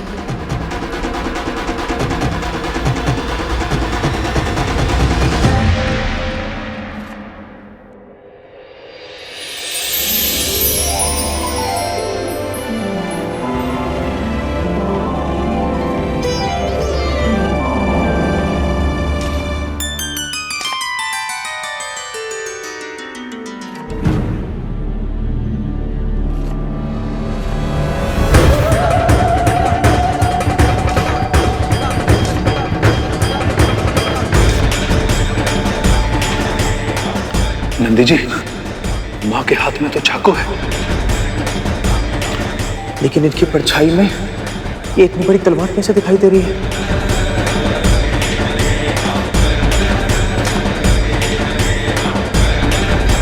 हे महादेव, रक्षा कीजिए।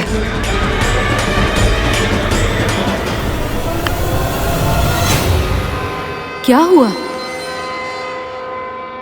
गणेश जी, माँ की छाया।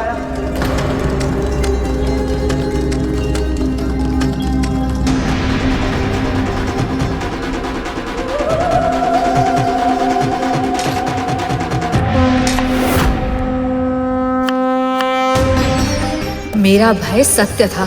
माँ अवश्य ही किसी चिंता में है, किंतु प्रतीत होता है उन्हें स्वयं उनकी इस अवस्था का आभास नहीं।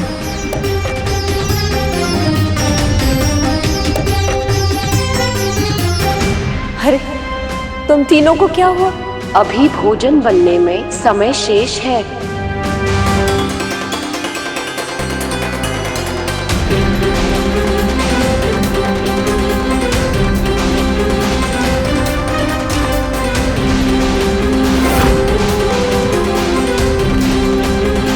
माँ के प्रतिबिंब में जिन विचित्र भावों की झलक दिख रही है, वो अवश्य ही भविष्य की किसी घटना का संकेत है। पर किस घटना का और क्या कारण हो सकता है इसका?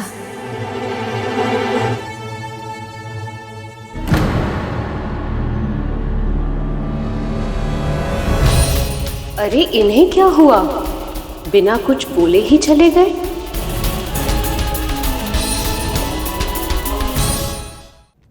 महादेव, महादेव, सहायता महादेव। महादेव, महादेव, हम सब प्रयास के बाद भी महिषासुर की तपस्या भंग नहीं कर पाए।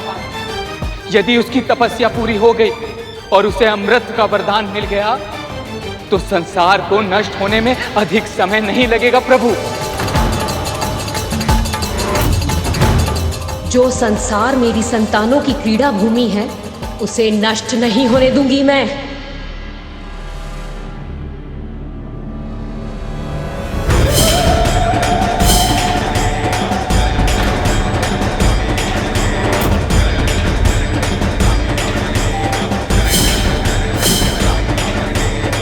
पार्वती,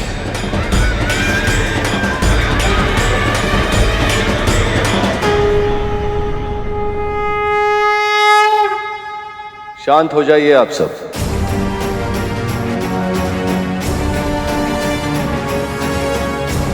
आपकी चिंता उचित है देवराज, पर महिषासुर अभी अपने गुरु की छत्र छाया में है।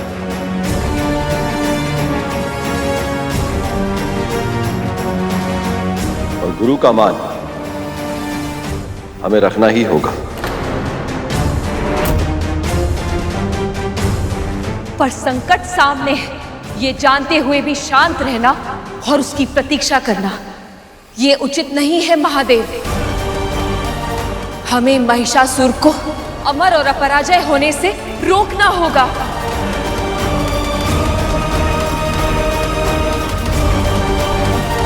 जिसने जन्म लिया है, उसे कभी ना कभी किसी ना किसी रूप में मृत्यु अवश्य घेर लेती है देवी।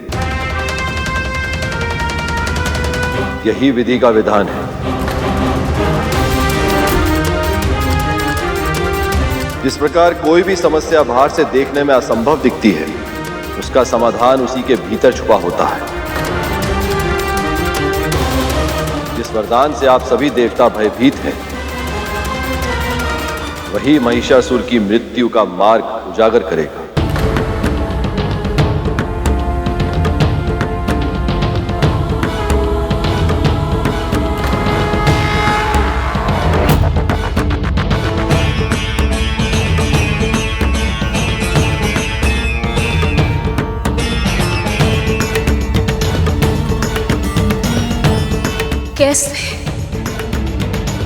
कैसे महादेव?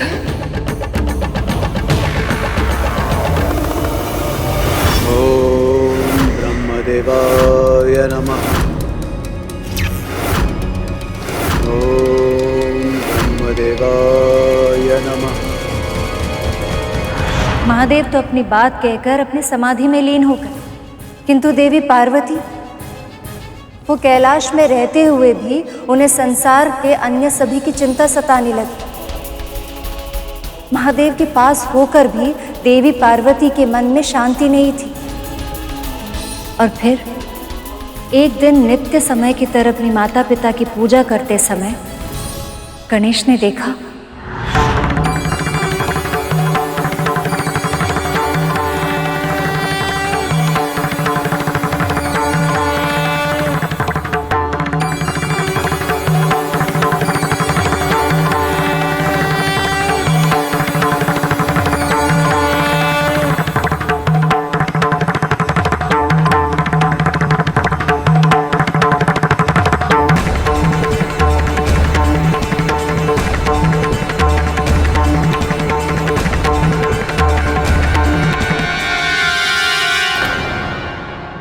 अरे ये क्या, माँ कहाँ चली गई?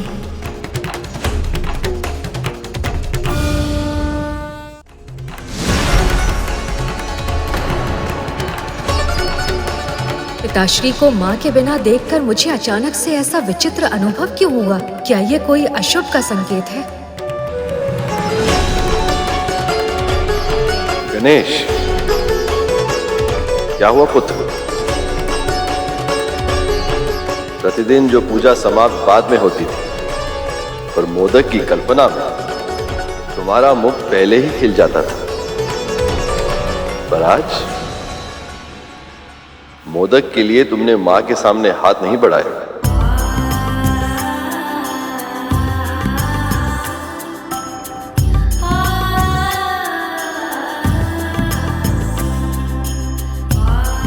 माँ, आप मुझे छोड़कर कभी नहीं जाएंगी ना?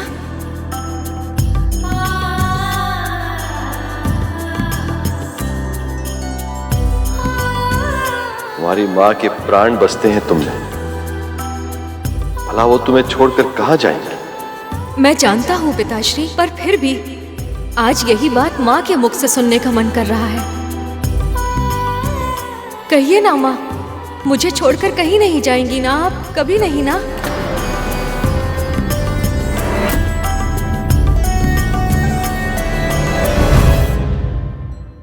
ये तू क्या कह रहा है गणेश? क्या हुआ देवी, आप इतनी असहज क्यों हैं?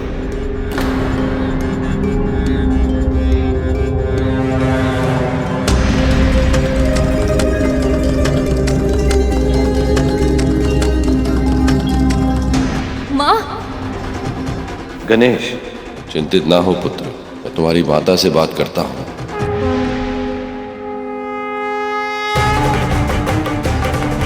और यदि ऐसा नहीं हुआ तो मेरा भय सत्य हो जाएगा और माँ कैलाश और हमें छोड़कर चली जाएंगी। और इस बार पिताश्री माँ से विरह सह नहीं पाएंगे, कहीं संसार को विनाश का मुख न देखना पड़ जाए।